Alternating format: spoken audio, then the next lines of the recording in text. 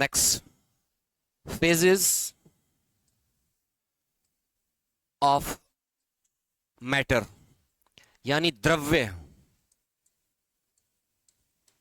की अवस्थाएं।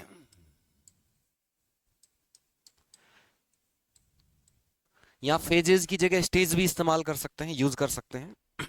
मतलब कोई द्रव्य है तो उसकी कितनी अवस्थाएं हो सकती हैं? 3 स्टेज उसकी हैं।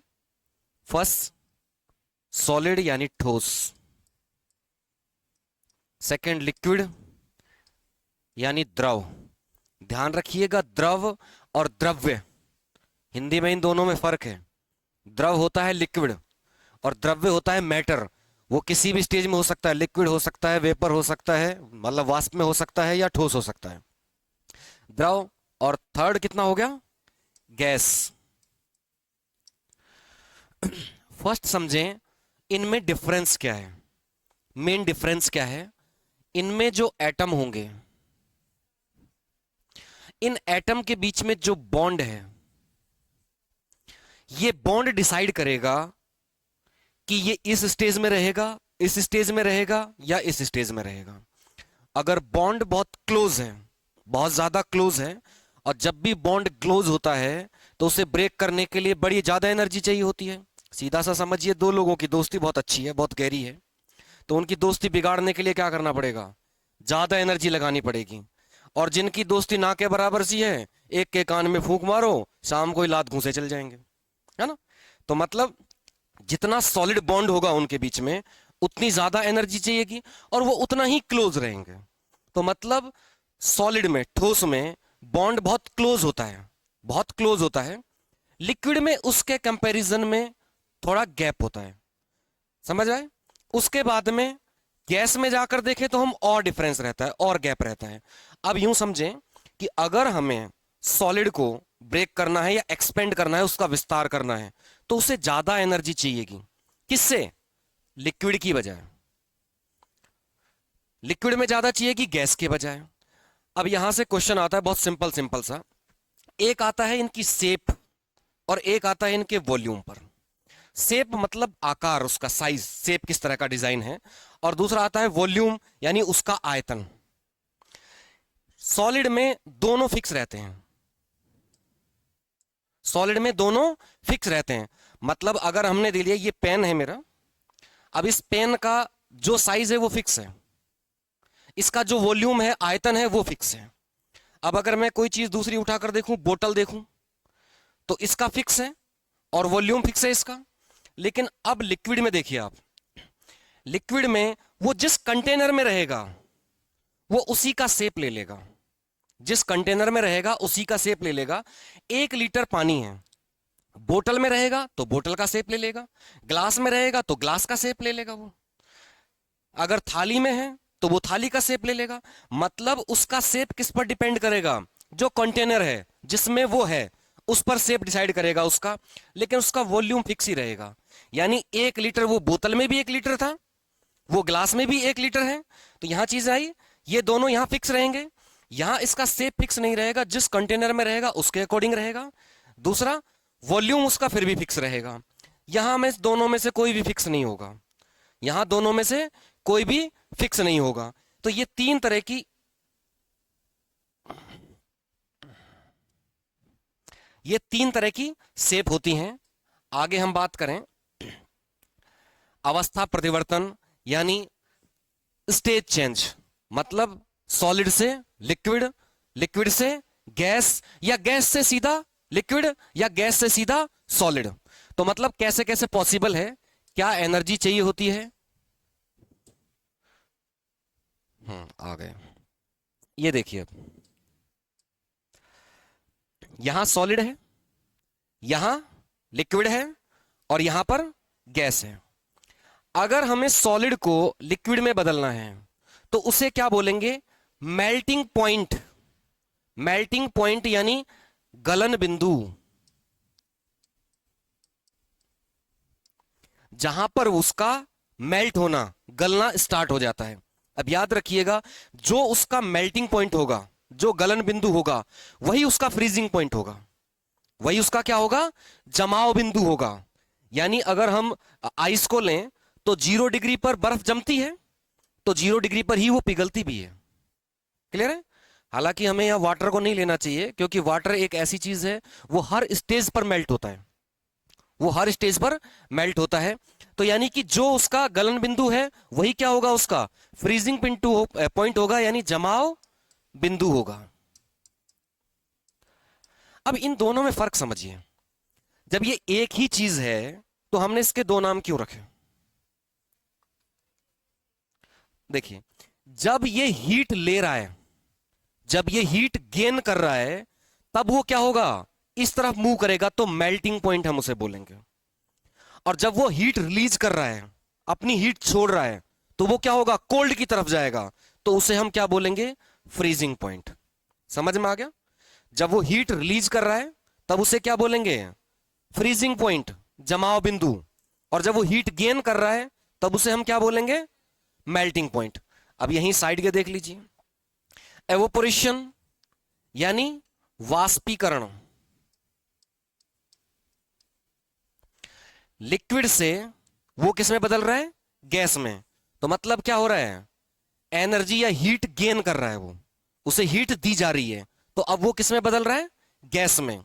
उधर अगर गैस को हमें बदलना है लिक्विड में, तो उसे क्या बोलेंगे, कंडेंसेशन यानी संघनन, यानी गैस का जमना, गैस का जमना लिक्विड में। अब यहां हम एलपीजी की बात नहीं करेंगे, अब यहां हम बात करेंगे वाटर की।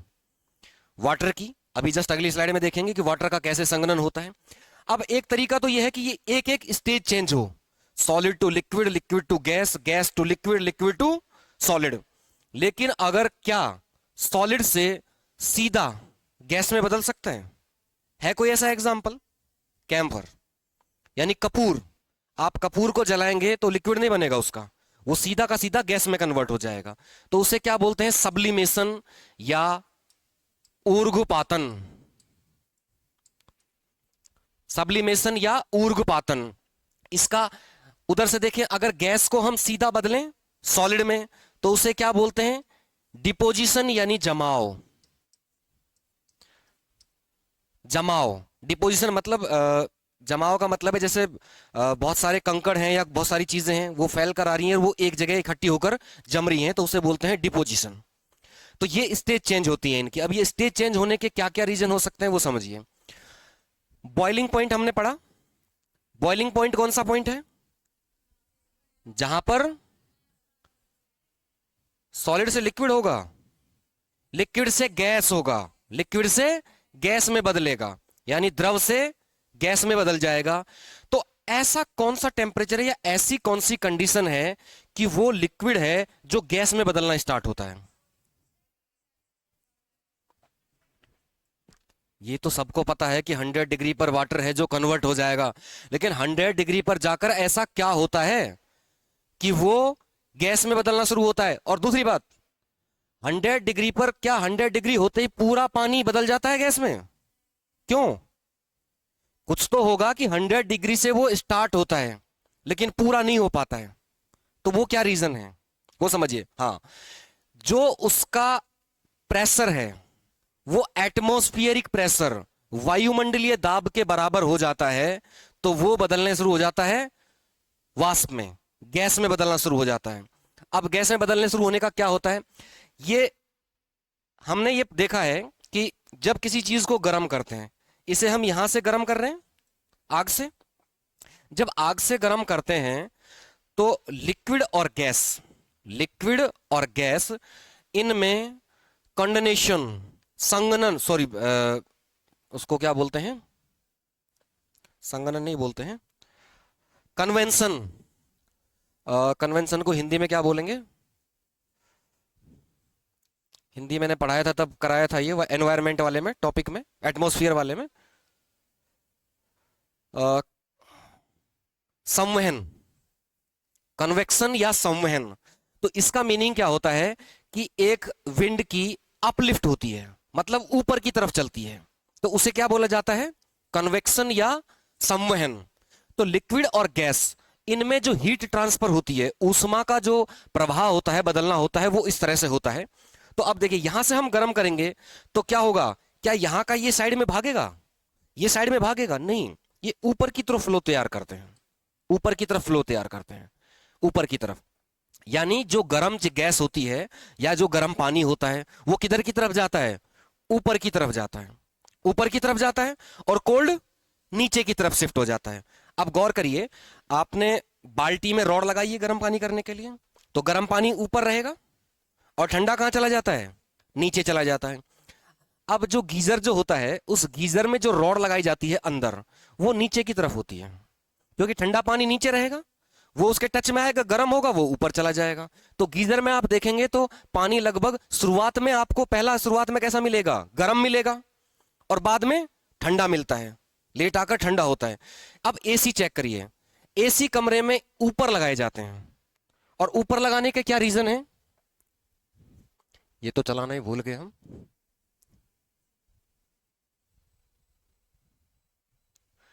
एसी ऊपर लगाने के क्या रीजन है, गर्म हवा कहां उठेगी, ऊपर की तरफ जाएगी, उसके कनेक्शन में आएगी, और वो ठंडी होगी फिर नीचे आ जाएगी। तो समझ में आया कि यहां से गर्म पानी किधर जाएगा, ऊपर की तरफ शिफ्ट होगा। अब जो ऊपर की लेयर पर जो गर्म पानी है उसकी एनर्जी इतनी हो चुकी है कि उसका प्रेशर है जो एटमॉस्फेरिक प्रेशर, वायुमंडलीय दाब के बराबर हो गया। अब वो वायुमंडल में जाना शुरू हो जाएगा, यानी वो गैस में बदलना शुरू हो जाएगा। अगर ये एटमॉस्फेरिक प्रेशर ज्यादा है, वायुमंडलीय दाब ज्यादा है, तो इसे उठने ही नहीं देगा, वापस दबा देगा, ये वापस कंप्रेस कर देगा। जब ये बराबर हो जाएंगे, यानी दो ताकतवर बराबर हो जाएंगे, तो लड़ सकते हैं, तो ये ऊपर उठना शुरू कर देगा। समझ में आया, जैसे जैसे ऊपर का होता जाएगा गर्म, वो ऊपर उठना शुरू कर देगा, और इस तरह से करके एक एक करके पूरा पानी चला जाता है। समझ में आ गया, मतलब कोई बॉइलिंग पॉइंट अगर किसी का है, बॉइलिंग पॉइंट को हिंदी में बोलेंगे क्वथनांक। क्या चीज, सॉरी, इवोपोरेशन को इसको बोलेंगे क्वथनांक, जहां बदल जाता है। तो यहां समझ में आया कि हमने उसका टेम्परेचर इंक्रीज किया, उसकी काइनेटिक एनर्जी मतलब गतिज ऊर्जा उसकी बढ़ गई, यानी अंदर एटम है जो टकराने लगे। इसकी वजह से क्या होगा, इनका जो फोर्स होगा वो इफेक्ट होगा, और इसकी वजह से ये किस में बदलने लग जाएगा, वाष्प में। सिंपल सा समझना है कि कोई भी लिक्विड अगर गैस में बदल रहा है तो इट मींस उसका मतलब है उसका जो प्रेशर है वो एटमॉस्फेरिक प्रेशर के बराबर हो गया। मतलब अब एटमॉस्फेरिक प्रेशर उसे कंप्रेस नहीं कर सकता, दबा नहीं सकता, अब वो उसके साथ उड़ सकता है। क्लियर हुआ, आगे बढ़ें। अब देखिए कुछ क्वेश्चन आते हैं बहुत जनरल आप लोगों के, जैसे प्रेशर कुकर में पहाड़ों पर खाना लेट क्यों पकता है, सुना है कहीं क्वेश्चन ये, है ना। आइसक्रीम में नमक क्यों मिलाया जाता है ना। तो अब उसका रीजन समझिएगा। यहां हम अलग अलग एग्जाम्पल समझते हैं। ये देखिए यहां मेल्टिंग और फ्रीजिंग पॉइंट है, मैंने बताया दोनों एक ही चीज है, तो इसे क्या बोलेंगे, पिघलना यानी गलन बिंदु या जमाव बिंदु, और ये बॉइलिंग और कंडेंसेशन यानी कि क्वथनांक। इसको गलन की जगह गलनांक ठीक वर्ड है, गलनांक और क्वथनांक, और दूसरा संगनन। इन पॉइंट्स पर क्या डिफरेंस आता है, क्या रिएक्शन होता है वो देखिए।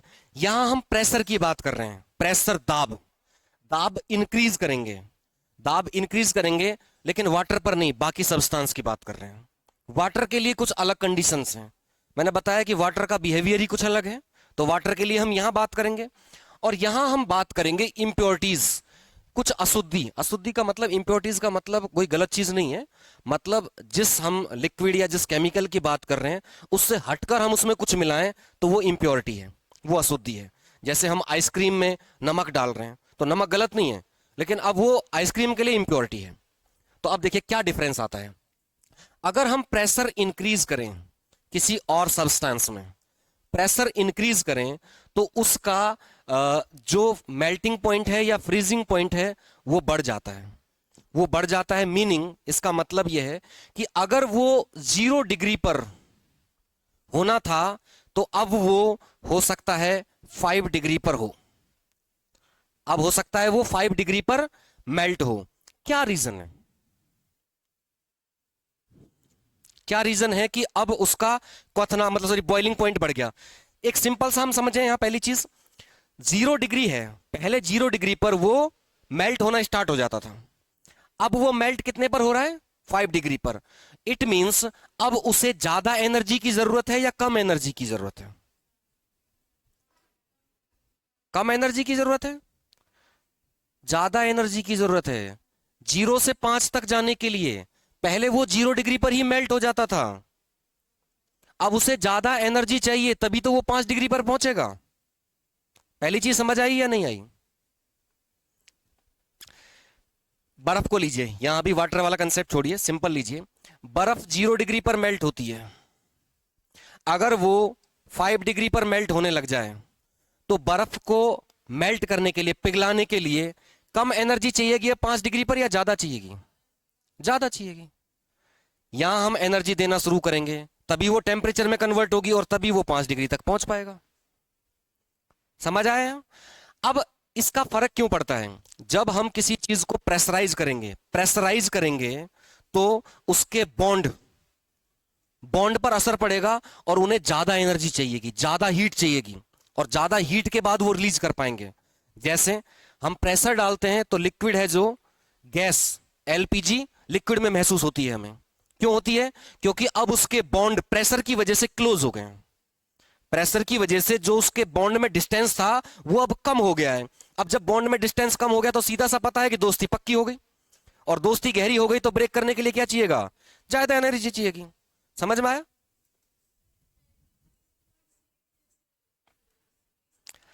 देखो सेम कैसे हैं, बस मेल्टिंग पॉइंट का मतलब है जहां वो एनर्जी गेन करे, और फ्रीजिंग पॉइंट का मतलब है जहां वो एनर्जी रिलीज करे।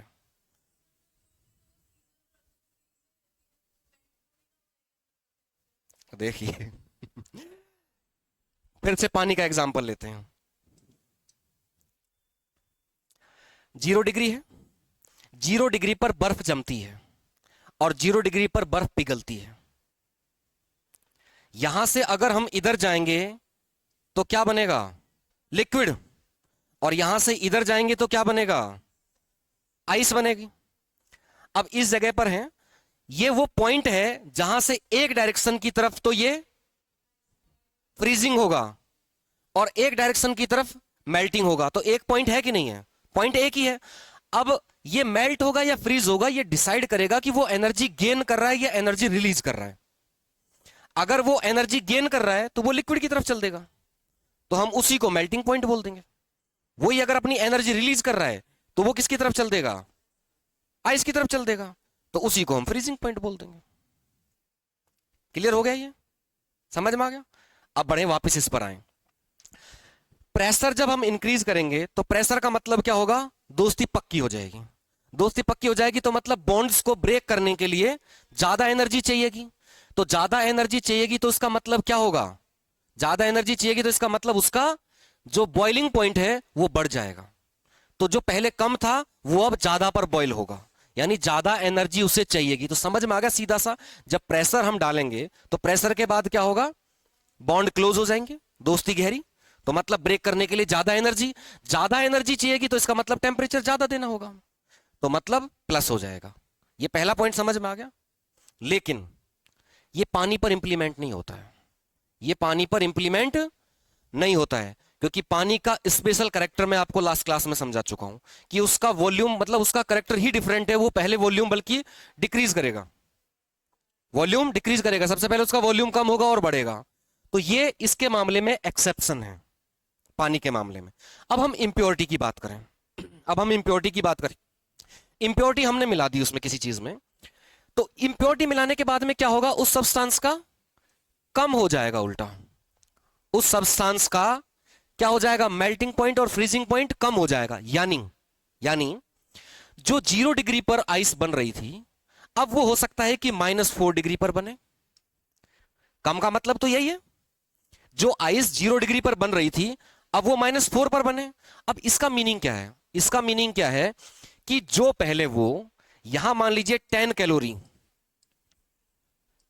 रिलीज करने के बाद में वो 0 पर आ रहा था, अब हो सकता है उससे 5 कैलोरी और रिलीज करनी पड़े, तब वो जाकर यहां पर आए। तो अब ये सोचकर देखिए कि हमने आइस जमाई, आइस बर्फ जमाई, वो कितने पर जम गई?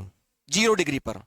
0 डिग्री पर जम गई, यानी उसे थोड़ी सी 10 कैलोरी एनर्जी मिल गई, तो वो हो सकता है कि एनवायरमेंट के टेम्परेचर पर आ जाए और मेल्ट बहुत जल्दी हो जाए। लेकिन वही आइसक्रीम में हमने नमक डाल दिया, इंप्योरिटी मिला दी, अब वो 0 पर नहीं जमेगी, वो किस पर जमेगी? -4 पर हो सकता है, -5 पर हो सकता है, -10 पर हो सकता है। अब वो यहां पर जमी, तो अब उसे पिघलने के लिए क्या सिर्फ 10 कैलोरी चाहिए? नहीं, पहले 0 तक जाने के लिए चाहिए, फिर यहां तक जाने के चाहिए। यानी अब उसे उस स्टेज पर मेल्ट होने के लिए ज्यादा कैलोरी चाहिए, यानी यूं कहें कि अब वो ज्यादा समय तक बची रह सकती है। तो इसलिए आइसक्रीम में इंप्योरिटी मिलाई जाती है नमक वगैरह की, ताकि वो जल्दी से पिघले नहीं। नहीं तो पता चले कि ये बेचने वाले बेच रहे हैं और वहीं पिघल गई वो। समझ में आ गया इनका? दोनों का मीनिंग समझ में आ गया? तो इंप्योरिटीज पर ध्यान रहेगा तो आइसक्रीम याद रह जाएगी कि आइसक्रीम में क्यों मिलाया जाता है, क्योंकि वो 0 से भी और कम पर जमे। और कम पर जमे इसका मतलब वो ज्यादा हीट लेने के बाद में यहां तक आएगा। ये पहली लाइन किसी को भी अगर डाउट है तो पूछ लीजिए। एग्जाम में ये नहीं पूछेगा, कई बार एग्जाम में एग्जाम्पल देगा वो, और एग्जाम्पल को आपको यहां समझना पड़ेगा। यहां सीधा सा एग्जाम्पल किस चीज का देगा?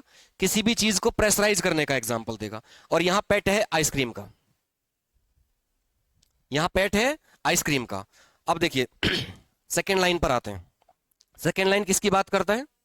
बॉइलिंग पॉइंट और कंडेंसेशन, संघनन, ये एक ही पॉइंट है। अब ये बात समझ में आई या किसी को डाउट है इसमें भी? ये भी वही पॉइंट है। अगर वो उस तरफ जा रहा है, हीट ले रहा है, तो वही बॉइलिंग पॉइंट है। अगर वो हीट रिलीज कर रहा है तो वही क्या है? कंडेंसेशन है। यहां तक क्लियर है? अब देखिए यहां पर अगर हम प्रेशर इंक्रीज करेंगे, प्रेशर इंक्रीज करेंगे तो भी ये इंक्रीज होगा, तो भी ये इंक्रीज होगा। रीजन वही, बॉन्ड सॉलिड हो जाएंगे, बॉन्ड क्लोज हो जाएंगे, सेम वाटर के साथ रहेगा। अब वाटर है जो गड़बड़ कहां करता है? 0 से 4 के बीच में गड़बड़ करता है, 0 से 4 के बीच में। लेकिन 4 के बाद तो वही बिहेवियर करता है जो सब करते हैं, तो इसलिए इसका भी वही प्लस रहेगा। यानी इसके बॉन्ड को भी ब्रेक करने के लिए ज्यादा एनर्जी चाहिएगी। सेम इसके लिए रहता है, तो इसके लिए भी एनर्जी ज्यादा चाहिएगी। और ये क्या होता है आइसक्रीम में, याद रखिएगा, आइसक्रीम में एक स्पेशल करेक्टर है कि आइसक्रीम को या आइस को मेल्ट करने के लिए, पिघलाने के लिए भी उसमें नमक डाला जाता है, और पिघलने से बचने के लिए भी नमक डाला जाता है। आप यूरोपियन कंट्रीज का अगर क्वेश्चन आ जाता है तो वहां सीधा सा डाला जाता है कि यूरोप में आइस में, बर्फ में नमक क्यों डाला जाता है? जिससे वो जल्दी मेल्ट हो सके, जिससे वो जल्दी मेल्ट हो सके, क्योंकि इंप्योरिटी की वजह से वो जल्दी टेम्परेचर भी गेन करती है। क्लियर है? तो जमने के लिए भी और उसे मेल्ट करने के लिए भी, दोनों ही कंडीशन में उसमें नमक मिलाया जाता है। तो ये टेबल आपको क्लियर हुई या नहीं हुई? एक टेबल में कई क्वेश्चन बसे हुए हैं। यहां हम बात करें कि प्रेशर इंक्रीज किया किसी और चीज के लिए, यहां प्रेशर इंक्रीज किया वाटर के लिए, और यहां हमने इंप्योरिटीज कोई अशुद्धि मिलाई, तो ये चेंजेस आएंगे। क्लियर है टेबल?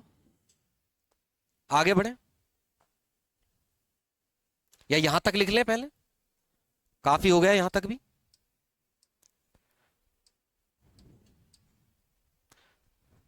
लिखिए सबसे पहले फेजेस या स्टेजेस ऑफ मैटर या द्रव्य की अवस्थाएं।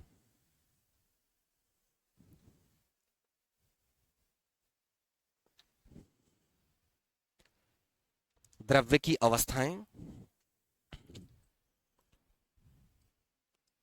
3। फर्स्ट लिख लीजिए सॉलिड, ठोस। ये डायग्राम की जरूरत नहीं है, सीधा पहला सॉलिड, ठोस। सेकंड लिक्विड यानी द्रव, और third gas.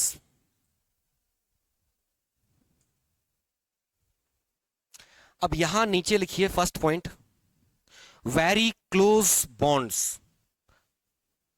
Very close bonds, बहुत ही निकट बंध,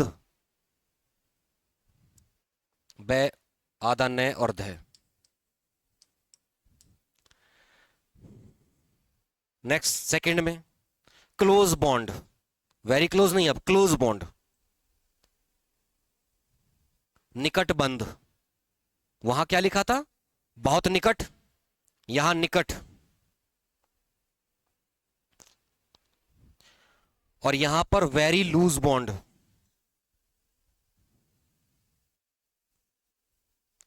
बहुत कम घना बंध। अब यहां लिखना है फर्स्ट शेप, आकार,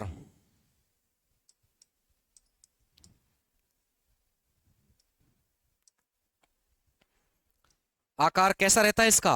फिक्स, फिक्स मतलब स्थिर या निश्चित, निश्चित लिखिए हिंदी में, निश्चित, यानी आकार कैसा रहेगा इसका? निश्चित। इसी तरह लिखिए सेकंड, वॉल्यूम यानी आयतन, आयतन भी कैसा रहेगा इसका? फिक्स, निश्चित। यानी सॉलिड है तो मतलब बॉन्ड कैसे होंगे? वेरी क्लोज बॉन्ड, बहुत नजदीकी बंद होंगे, और इसकी वजह से इनका वॉल्यूम और शेप दोनों फिक्स रहेगा। अब सेकंड में, लिक्विड में, लिक्विड में शेप यानी आकार, डैश करके लिखिए, depends on the shape of container. जिस पात्र में होते हैं उसी का आकार धारण करते हैं, जिस पात्र में होते हैं उसी का आकार धारण करते हैं। नेक्स्ट, वॉल्यूम यानी आयतन, आयतन कैसा रहेगा? फिक्स रहेगा, यानी आयतन निश्चित।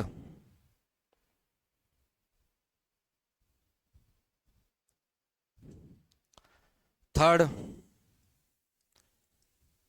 शेप, शेप कैसी रहेगी?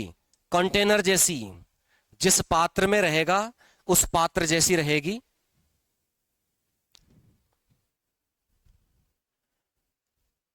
और उसी तरह से वॉल्यूम भी कंटेनर पर डिपेंड करेगा कि जैसा कंटेनर होगा उसी हिसाब से उसका वॉल्यूम या आयतन रहेगा।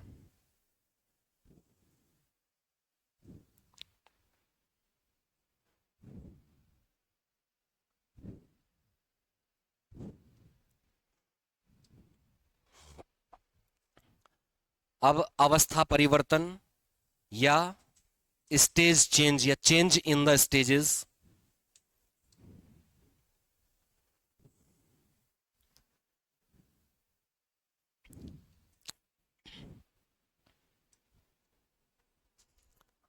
अब अवस्था परिवर्तन का, एक तरफ सॉलिड लिख लीजिए, बनाने की बजाय यहां सॉलिड यानी ठोस,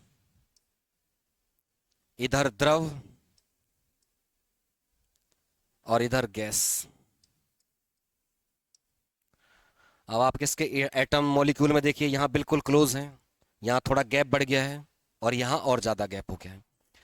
अब लिखिए इस तरफ से इस तरफ एरो,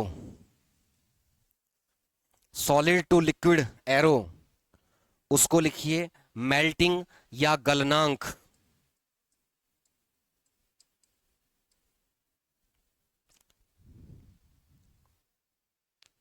इसका अपोजिट, अपोजिट क्या लिखना है? फ्रीजिंग यानी जमाव, जमाव बिंदु।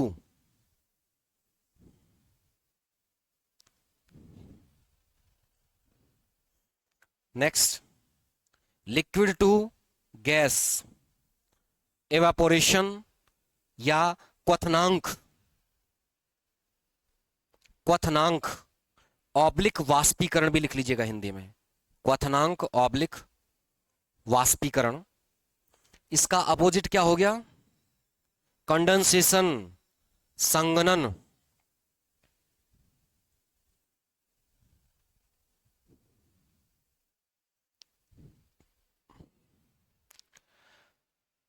अब अगर डायरेक्ट चेंज हो जाए, सॉलिड टू गैस, तो उसे क्या बोलेंगे? सब्लिमेशन या ऊर्ध्वपातन। सब्लिमेशन या ऊर्ध्वपातन। इसका अपोजिट अगर गैस से डायरेक्ट सॉलिड में आ जाए, डिपोजिशन या एग्जैक्ट वर्ड आएगा निक्षेपण, क्योंकि जमाव जमाव में ऐसा कंफ्यूजन होगा जैसे ये भी जमाव है। निक्षेपण, डिपोजिशन। डिपोजिशन सिंपल सा समझिए, जैसे हमने मिट्टी पानी में मिला दी, थोड़ी देर बाद में हम देखेंगे कि मिट्टी है जो नीचे डिपॉजिट हो जाती है। इसका मैंने भी आज तक कोई एग्जाम्पल नहीं देखा है ना, लेकिन कोई ना कोई क्रिटिकल एग्जाम्पल कहीं ना कहीं होगा। ये स्टेज समझ में आ गई, एक दूसरे में चेंज होने की कंडीशन समझ में आ गई। अब आगे बढ़े हम, बॉइलिंग पॉइंट। तो बॉइलिंग पॉइंट किसे बोलेंगे वो लिखिए, बॉइलिंग पॉइंट या क्वथनांक।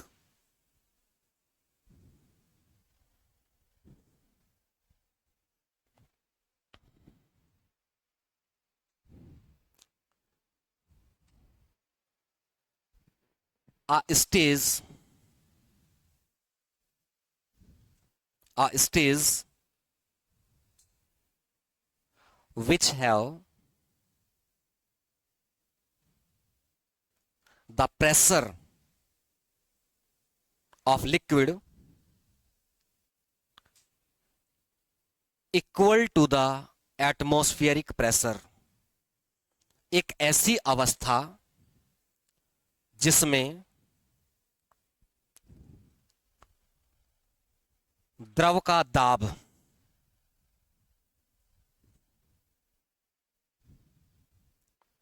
वायुमंडलीय दाब के बराबर हो जाए,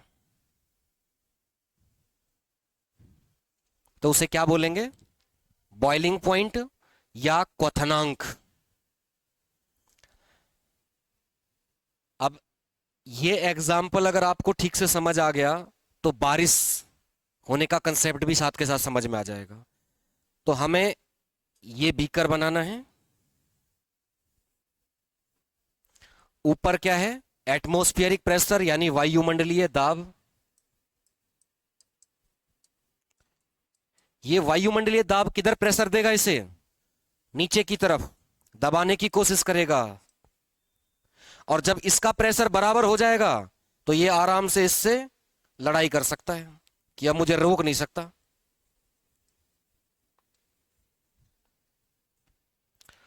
अब यहां पर जो शिफ्टिंग चलती है वो एक डायग्राम तो ये बना लीजिए, पहला ये बना लीजिए, दूसरा फिर बनाता हूं।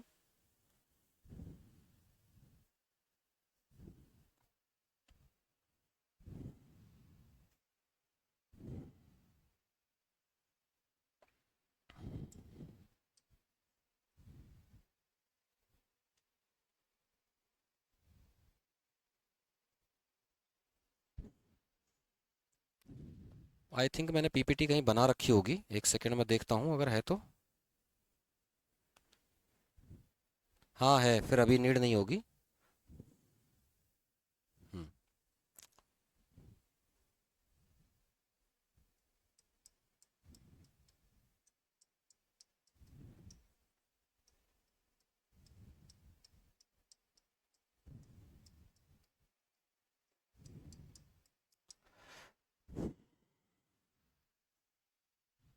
पहले फर्स्ट बना लीजिए।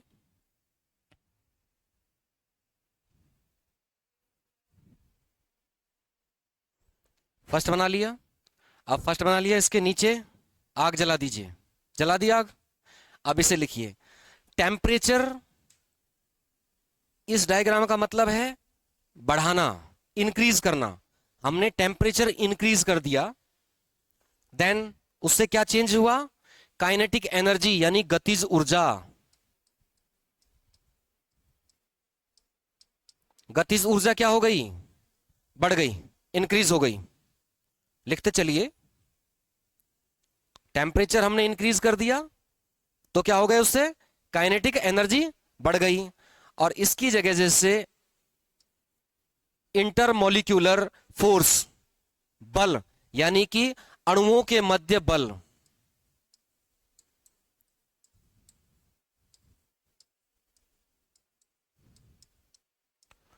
वो क्या हो गया, कम हो गया। कम हो गया, इसकी वजह से क्या बढ़ गया, वेपर प्रेशर या वाष्प दाब बढ़ गया। डायग्राम में देखिए ये लिक्विड है, लिक्विड को हमने गर्म किया, उसका टेम्परेचर चेंज करने का मीडियम क्या है, हम उसे हीट दें, हमने उसे गर्म किया, गर्म करने के बाद में लिक्विड कैसे फ्लो करता है, ऐसे वो नीचे से ऊपर की तरफ जाएगा और ऊपर से वापस नीचे शिफ्ट होता है, इस तरह करके। यहां से ऊपर गया तो गर्म हिस्सा ऊपर का हो गया, तो सबसे ज्यादा हीट वाला पार्ट कहां मिलेगा, ऊपर। अब ऊपर वाले को एनर्जी इतनी चली गई कि उसका जो फोर्स है, यानी कि जो यहां ऊपर पानी रहेगा वो गर्म रहेगा, तो गर्म रहेगा तो उसकी क्या है, इसका मतलब काइनेटिक एनर्जी हाई है। काइनेटिक एनर्जी हाई है तो इसका मतलब बॉन्ड के बीच में फोर्स कम है, मतलब बॉन्ड कमजोर हो गए, तो अब वो टूटने को तैयार है, अब वो उड़ने को तैयार है। तो अब क्या होगा, यहां पर उसका एटमॉस्फेरिक प्रेशर उसका खुद के प्रेशर के बराबर हो गया, तो अब वो ऊपर निकल सकता है। एटमॉस्फेरिक प्रेशर उसे दबाकर नहीं रोक सकता। जैसे आपके घर में आपको मोबाइल की नीड है, अब आपको आपके बापू नहीं दे रहे मोबाइल का पैसा, अब आप खुद अर्न कर लिया आपने, अब खुद अर्न कर लिया तो बापू से रोकने पे नहीं रुको, आप जाओगे दुकान पर और मोबाइल परचेज करोगे, है ना। सेम यही है, अभी तक तो इसे एटमॉस्फेरिक प्रेशर दबा कर रख रहा था, लेकिन अब इसके ऊपर के हिस्से का प्रेशर इतना हो गया कि अब ये उसके दबाए नहीं रुक रहा है, तो ये चला जाएगा। तो अब यही प्रक्रिया चलती रहेगी, नीचे का पानी गर्म होकर ऊपर आता रहेगा, उसकी काइनेटिक एनर्जी बढ़ती रहेगी, वो ऊपर निकलता रहेगा, और इसी तरह से ऊपर निकलते निकलते निकलते निकलते लास्ट में खत्म हो जाएगा पानी। ये प्रेशर रहता है इसका। यहां तक क्लियर हुआ। अब जो वाटर का जो गर्म करने का, या गैस हो या लिक्विड हो, वो इस तरह फ्लो करेगा, और इसी को बोलते हैं संवहन।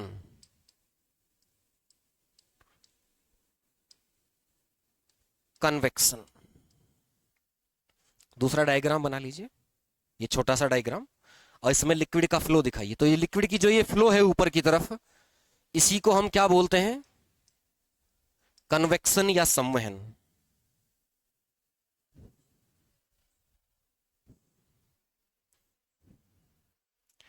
कन्वेक्शन का मतलब सिंपल है कि कन्वेक्शन है जो एवोपोरेशन से रिलेटेड नहीं है, बल्कि वो रिलेटेड है विंड से, हवा से।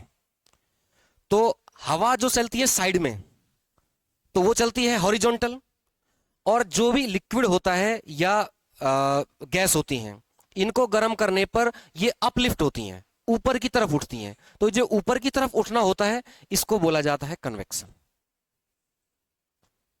तो इसका एवोपोरेशन के साथ कोई रिलेशन नहीं है ना। यहां तक क्लियर है। ये जो कन्वेक्शन है, ये एक्चुअल में जो एनर्जी ट्रांसफर होती है उसके पार्ट में आएगा हमें।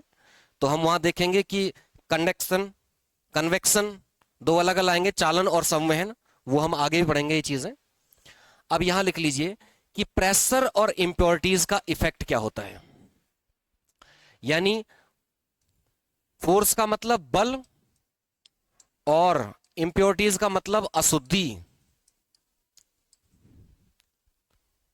सॉरी दाब, हाँ प्रेशर का मतलब दाब होगा, फोर्स हो गया बल, दाब और अशुद्धि का प्रभाव, दाब और अशुद्धि का प्रभाव। यहां लिख लीजिए एक तरफ स्टेजेस या अवस्था।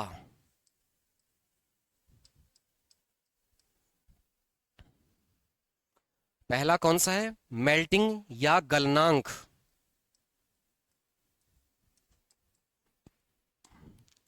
और दूसरा जमाव बिंदु।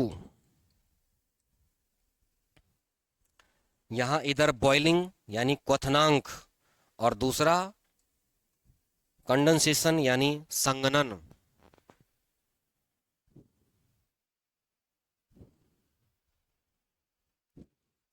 यहां दाब में वृद्धि, सब्सटेंस मतलब द्रव्य, कोई भी द्रव्य, द्रव नहीं द्रव्य। इसी तरह से यहां प्रेशर इंक्रीज यानी दाब में वृद्धि, किसमें, वाटर यानी पानी में।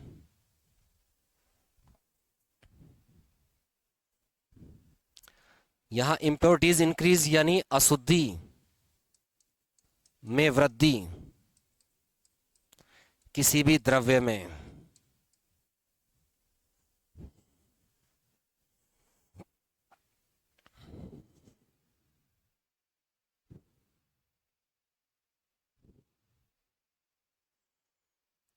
और यहां पर एरो लगाकर लिख लीजिएगा,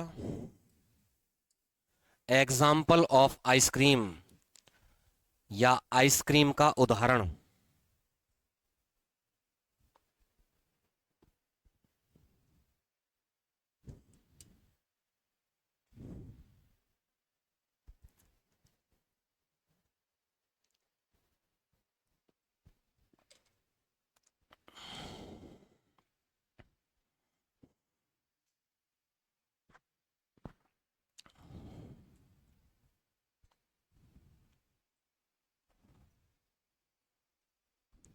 बन गई टेबल, आगे बढ़े। अब देखिए क्रिटिकल टेम्परेचर, क्रांतिक तापमान किसे बोलते हैं? एक ऐसा टेम्परेचर जिससे ज्यादा अगर हम टेम्परेचर करें तो कितना भी फोर्स लगा लें, हम किसी गैस को लिक्विड में नहीं बदल सकते। यानी ऐसा लास्ट टेम्परेचर जिस पर हम फोर्स यूज करके किसी गैस को लिक्विड में बदल सकते हैं, उससे ज्यादा पर नहीं। उसे क्या बोलेंगे? Critical temperature. समझ में आ गया? मतलब अगर कोई गैस है उसे हम लिक्विड में हम बदल सकते हैं। कब बदल सकते हैं? एक लिमिटेड टेम्परेचर तक। उससे ज्यादा अगर टेम्परेचर होता है तो मतलब गैस लिक्विड के जो गैस के बीच का जो बॉन्ड है हम उसे कैसे भी कंप्रेस नहीं कर सकते हैं, वो बॉन्ड ब्रेक होगा ही होगा। समझ में आया? कि मतलब ऐसा लास्ट टेम्परेचर जहां पर हम किसी गैस को लिक्विड में बदल सकते हैं, लेकिन इस टेम्परेचर के बियॉन्ड, इस टेम्परेचर से ज्यादा चाहे हम फोर्स कितना भी फिर यूज कर लें, लेकिन उस गैस को लिक्विड में नहीं बदल सकते हैं। उस टेम्परेचर को क्या बोलेंगे? Critical temperature. क्लियर है? लिख लीजिए, डेफिनेशन लिखा देता हूं। Critical temperature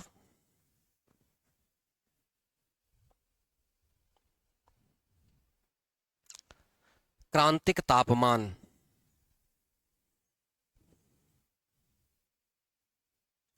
the last temperature या highest temperature at which we can convert a gas into liquid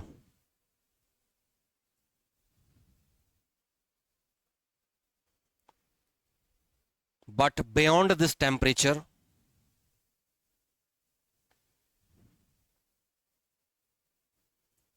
we cannot convert a gas into liquid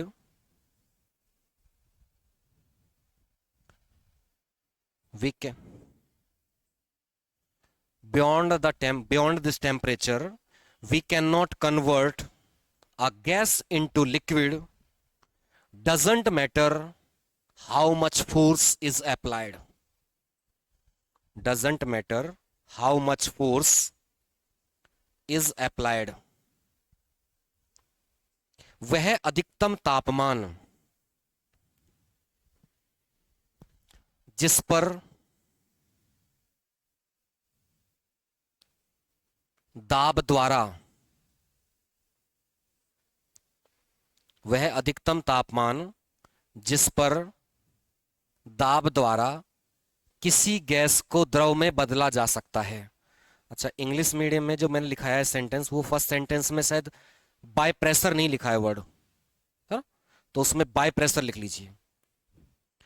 highest temperature at which we can convert a liquid into gas by pressure, gas into liquid by pressure लिख लीजिए। वह उच्चतम तापमान जिस पर दाब द्वारा हम किसी गैस को किस में बदल सकते हैं? द्रव में बदल सकते हैं, किंतु इससे अधिक तापमान पर हम कितना भी दाब लगाएं लेकिन किसी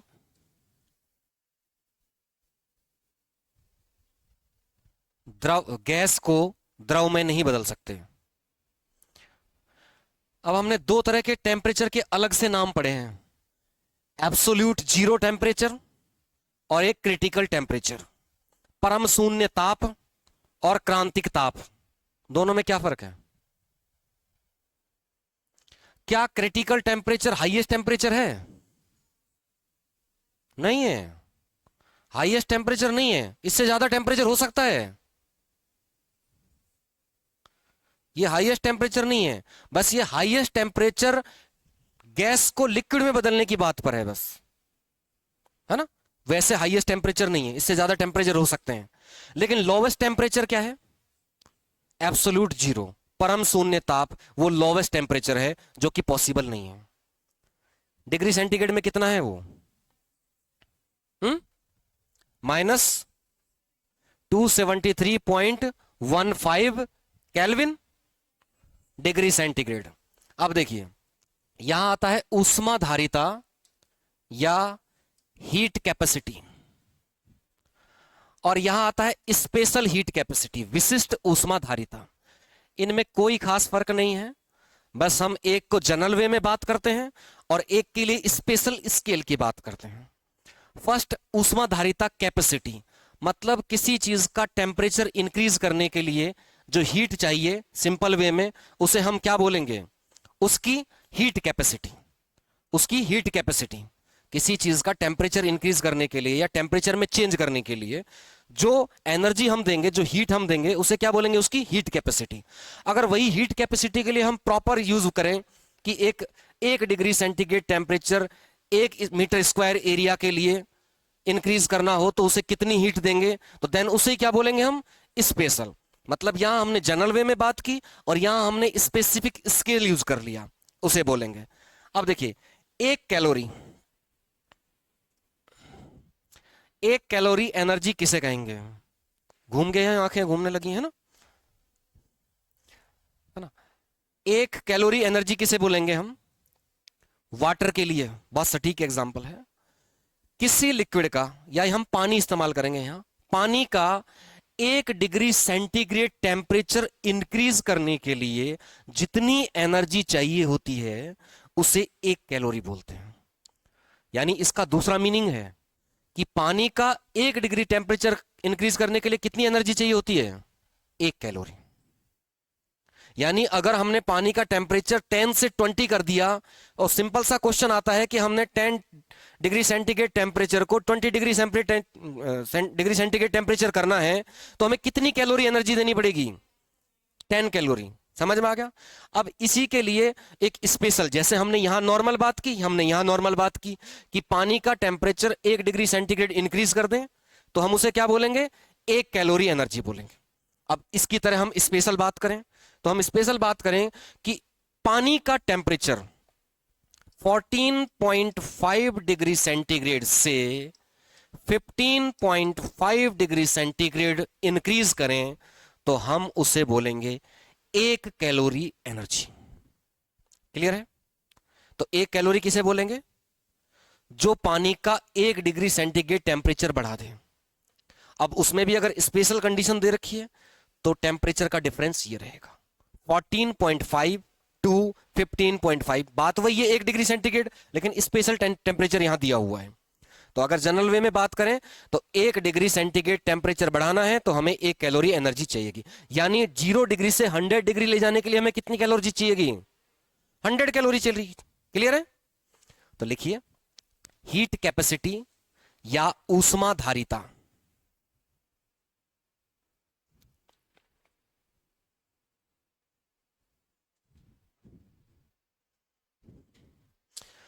किसी पदार्थ के ताप में परिवर्तन करने के लिए आवश्यक ऊष्मा की मात्रा, the amount of heat needed to change the temperature of a substance। लिख रहे हो बेटा कुछ? वैसे ही समझने के लिए।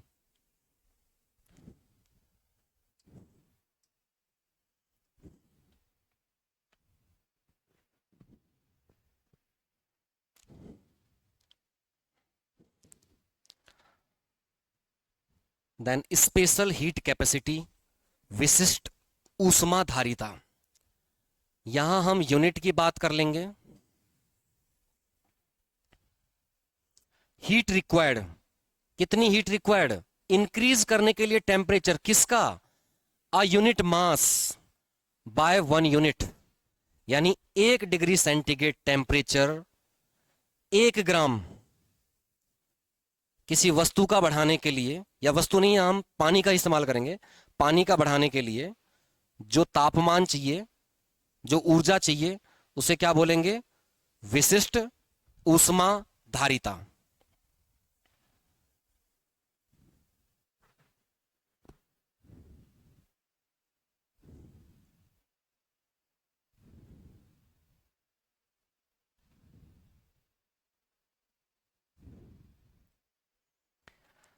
अब हम लिखेंगे कैलोरी, लिखिए कैलोरी। अब इसके हम 2 स्टेटमेंट लिखेंगे। फर्स्ट स्टेटमेंट लिखिए, फर्स्ट,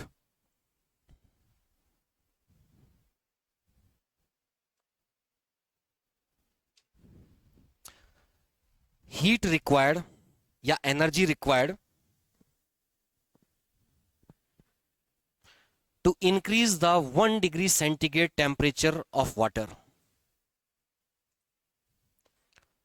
जल का तापमान 1 डिग्री सेंटीग्रेड बढ़ाने के लिए आवश्यक ऊष्मा या ऊर्जा क्या होगी, 1 कैलोरी होगी। अब इसी की स्पेसिफिक डेफिनेशन हम सेकंड लिखेंगे। हीट या energy required to increase the temperature of water, to increase the temperature of water from 14.5 degree centigrade to 15.5 degree centigrade। जल का तापमान 14.5 डिग्री सेंटीग्रेड से 15.5 डिग्री सेंटीग्रेड बढ़ाने के लिए आवश्यक ऊष्मा को 1 कैलोरी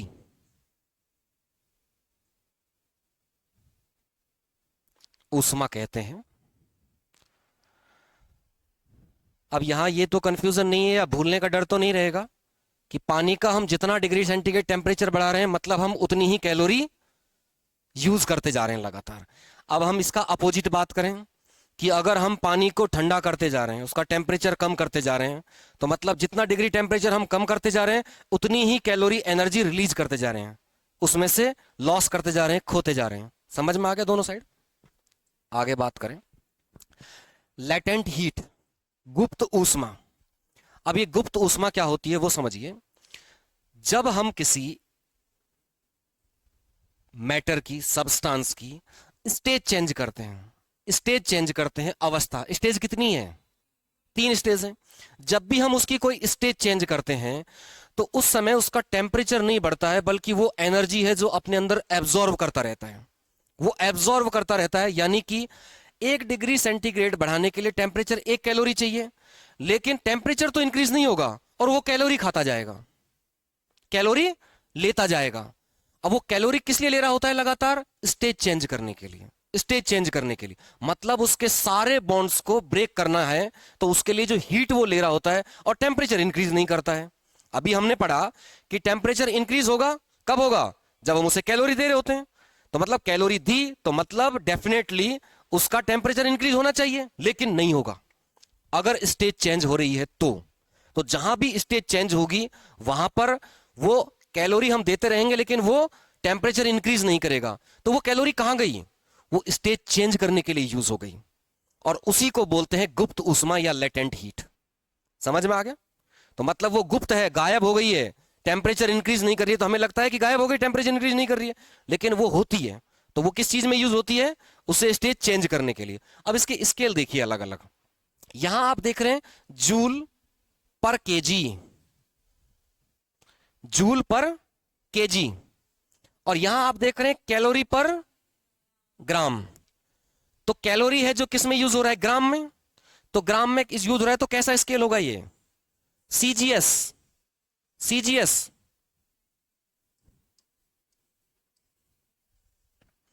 और ये ग्राम किलोग्राम यूज हो रहा है, तो इसका मतलब एसआई या एमकेएस, एसआई या एमकेएस स्केल। अब यहां सिंपल सा इस्तेमाल कीजिएगा, हमने इससे पहले इस्तेमाल कर चुके हैं हम कि 1 calorie is equal to 4.2 joule, 1 calorie is equal to 4.2 joule. तो क्या हमें कैलोरी को डायरेक्ट 4.2 से मल्टीपल कर देना चाहिए? अगर उसमें, हाँ याद रखिएगा, अगर हमें क्वेश्चन में कहीं भी किलोग्राम या ग्राम की बात नहीं की गई है, तो हमें सीधा सा पूछा है कि 1 कैलोरी में कितना जूल होता है, तो हमें 4.2 लिख देना, या 4.2 उसका एग्जाम्पल मान लेना है आंसर। लेकिन अगर कन्वर्ट करने की कंडीशन आती है तो हम डायरेक्ट कन्वर्ट नहीं कर सकते हैं। ये किस में है, ग्राम में है, यानी इसको पहले हमें किलो में बदलना पड़ेगा। तो किलो में बदलने के लिए क्या करना है, 1000 से मल्टीपल करना है, 1000 से मल्टीपल करना है। तो अब ये 1 कैलोरी ना होकर क्या हो गई, 1000 कैलोरी हो गई, 1000 कैलोरी हो गई, तो अब वो क्या किलोग्राम हो गया, लेकिन अभी जूल में बदलना है, तो 1000 को 4.2 से मल्टीपल करना है, तो तब वो आएगा इतना जूल पर किलोग्राम में। ये चीज समझ में आ गई। अब इन दोनों को मैं अभी यहां छोड़ रहा हूं, आगे समझते हैं, आगे समझकर फिर वापस इस पर लौटेंगे। अब ये स्टेज देखिए,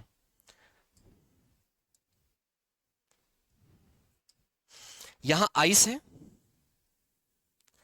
ये लिक्विड है वाटर, और यहां वेपर है यानी जलवाष्प। स्टेज चेंज हो रही है।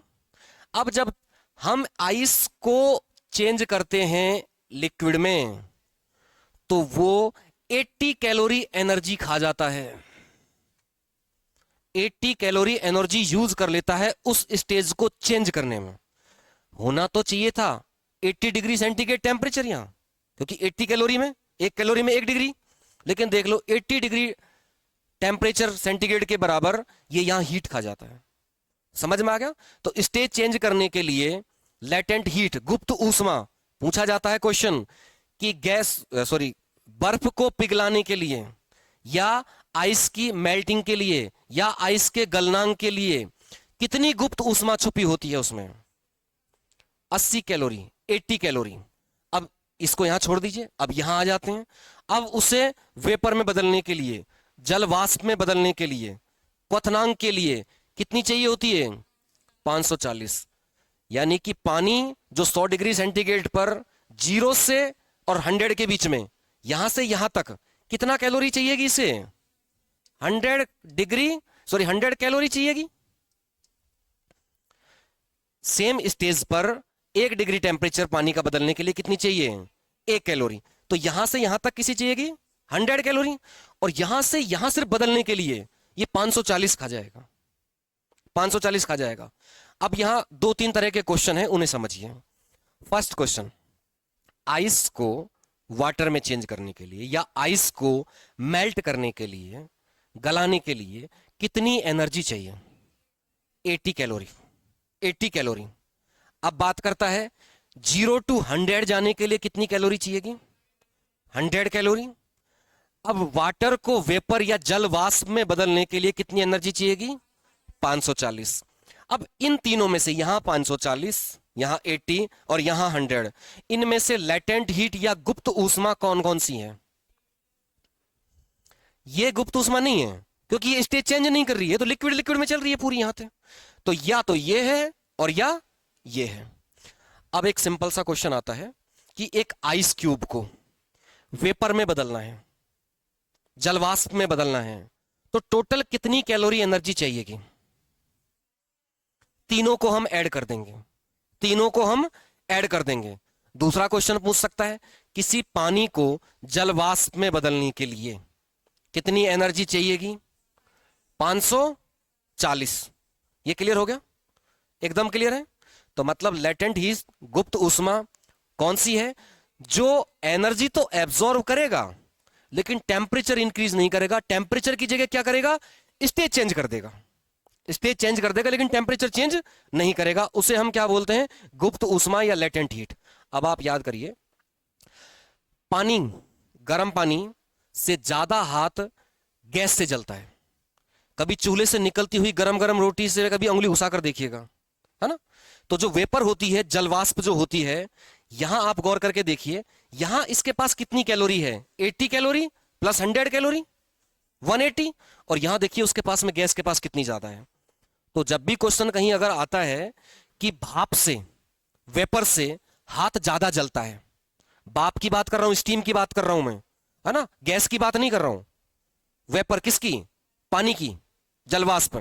तो जलवाष्प से ज्यादा हाथ जलता है बजाय पानी के, तो समझ जाना वो किसकी बात कर रहा है? लेटेंट हीट, गुप्त ऊष्मा की। तो उसकी गुप्त ऊष्मा या लेटेंट हीट ज्यादा होती है, इसलिए जलता है। अब वापस पिछली स्लाइड पर आते हैं। टोटल लेटेंट हीट कितनी होती है पानी की? टोटल, अगर हम हीट, सॉरी लेटेंट हीट ना बात करें, टोटल हीट की बात करें तो कितनी होती है? 720, 80 स्टेज चेंज करने के लिए, 540 स्टेज चेंज यहां चेंज करने के लिए, और 100 इससे इस स्टेज तक पहुंचने के लिए। क्लियर हो गया? अब उसी तरह से लेटेंट हीट और वेपराइजेशन यानी वाष्पीकरण के लिए गुप्त ऊष्मा कितनी है? 540 है, हम पढ़ चुके हैं। अब ये 540 क्या है? कैलोरी पर ग्राम, कैलोरी पर ग्राम। तो कैलोरी को जब भी हम काउंट करेंगे तो किस में करेंगे? पर ग्राम में। अब हम इसे किस में बदलना है? जूल में बदलना है। तो मैंने पहले बताया, सबसे पहले ग्राम को हम कन्वर्ट करेंगे। तो हम क्या करेंगे? 540 को 1000 से मल्टीपल कर देंगे, 1000 से। तो अब ये क्या हो गया? कैलोरी पर किलोग्राम, कैलोरी पर किलोग्राम। अब इसे हमें किस में कन्वर्ट करना है? जूल में कन्वर्ट करना है।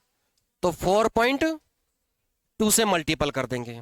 तो 4.2 से मल्टीपल कर देंगे तो लास्ट में 2.26 इंटू 10⁵ आ जाएगा। 3 तो ये हो जाएंगी, और जो ये 2 पॉइंट लगे हुए हैं इनको हटा दीजिए तो 2 इनकी 0 आ जाएंगी। तो इस तरह करके कैलोरी को जूल में कन्वर्ट किया जाता है। तो कैलोरी हमेशा किस में रहेगा? पर ग्राम में, और जूल किस में रहेगा? पर किलो में रहेगा। अगर हमें कन्वर्ट करना है तो पहले कैलोरी को 1000 से मल्टीपल करके ग्राम में कन्वर्ट करना है, फिर 4.2 से मल्टीपल करना है, तब वो एक्चुअल जूल में आएगा। यहां तक क्लियर है? लिखिए, लेटेंट हीट या गुप्त ऊष्मा,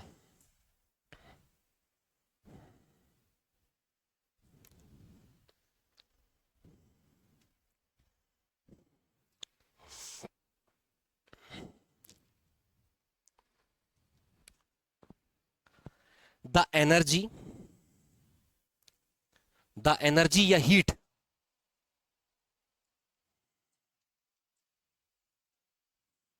the energy oblique heat which is required to change in the stage, which is required to change in the stage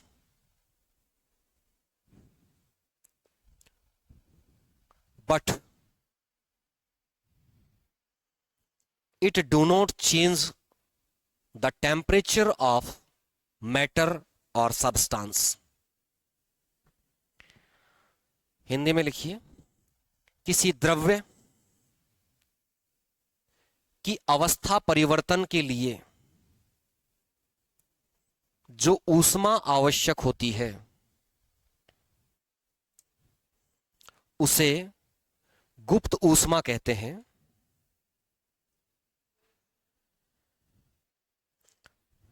किसी द्रव्य की अवस्था परिवर्तन के लिए जो ऊष्मा आवश्यक होती है उसे गुप्त ऊष्मा कहते हैं। इससे ताप में वृद्धि नहीं होती है।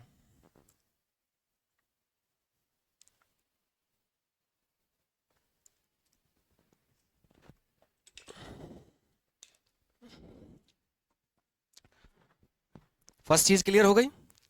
अब इसकी यूनिट, मात्रक या इकाई लिखिए। मात्रक या इकाई क्या है? जूल पर केजी, और सेकंड किस में है? कैलोरी पर ग्राम, एरो लगाकर लिख लीजिए। ये सीजीएस सिस्टम पर काम करता है, यानी सीजीएस पद्धति।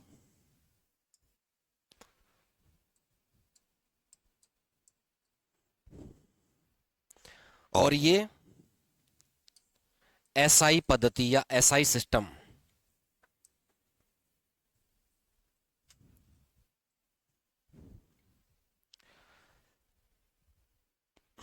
अब यहां से छोड़ करके इस पर आइए। अब ये डायग्राम बनाइए। एक तरफ आइस बर्फ लिख लीजिए, बीच में लिक्विड। अब लिक्विड के बीच में गैप दीजिएगा इस तरह से, ताकि 0 से हमें 100 तक शो करना है। और उसके बाद में वेपर या जल वाष्प।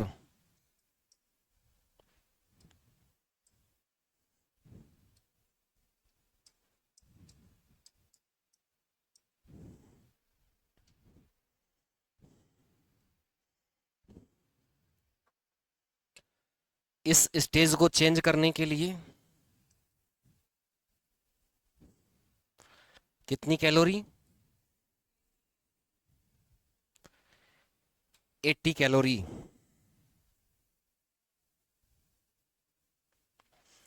देन यहां लिखना है 0 डिग्री सेंटीग्रेड, और यहां मेंशन कीजिए 100 डिग्री सेंटीग्रेड। 0 से 100 डिग्री सेंटीग्रेड जाने के लिए 100 कैलोरी।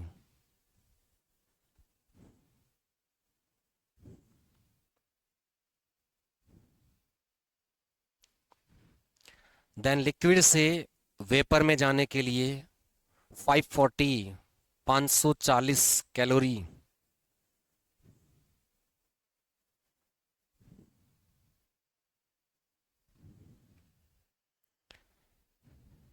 अब इसे लिखिए ऊपर, लेटेंट हीट ऑफ मेल्टिंग।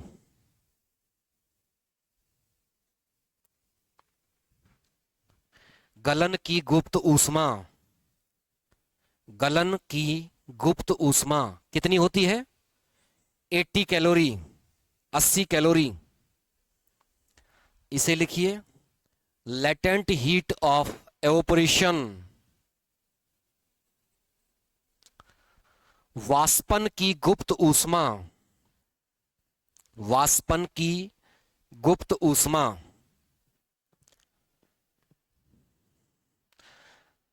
अब देखिए, यहां तक हमने इस रूट में चले हैं हम। अब इसका अपोजिट रूट हो सकता है कि अगर हम 540 एनर्जी रिलीज कर दें गैस में से, तो हम किस में आ जाएंगे? लिक्विड में आ जाएंगे। फिर हम 100 कैलोरी लूज कर दें तो हम 0 पर आ जाएंगे। फिर हम 80 डिग्री लूज कर दें तो हम किस पर आ जाएंगे? आइस पर आ जाएंगे। क्लियर हो गया? तो अब इसका अपोजिट रूट लिख लीजिए इसी तरह से। अब यहां जो आपने लिखा था ना 80 कैलोरी, तो या तो ऐड वर्ड लिखिए या प्लस लिखिए। Plus 80 calorie. इधर यहां भी ऐड या प्लस 540 कैलोरी। अब यहां इसी तरह से कंडेंसेशन या संघनन की गुप्त ऊष्मा।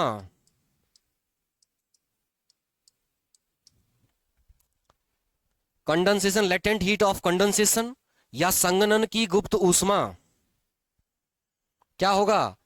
रिमूव 540 कैलोरी या माइनस 540 कैलोरी। फिर इसी तरह से कूलिंग, ठंडा करने की,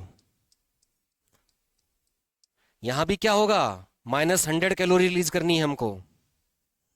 फिर इसके बाद फ्रीजिंग के लिए, जमाव के लिए, जमाव की गुप्त ऊष्मा कितनी होगी? फिर वही 80 कैलोरी होगी माइनस की।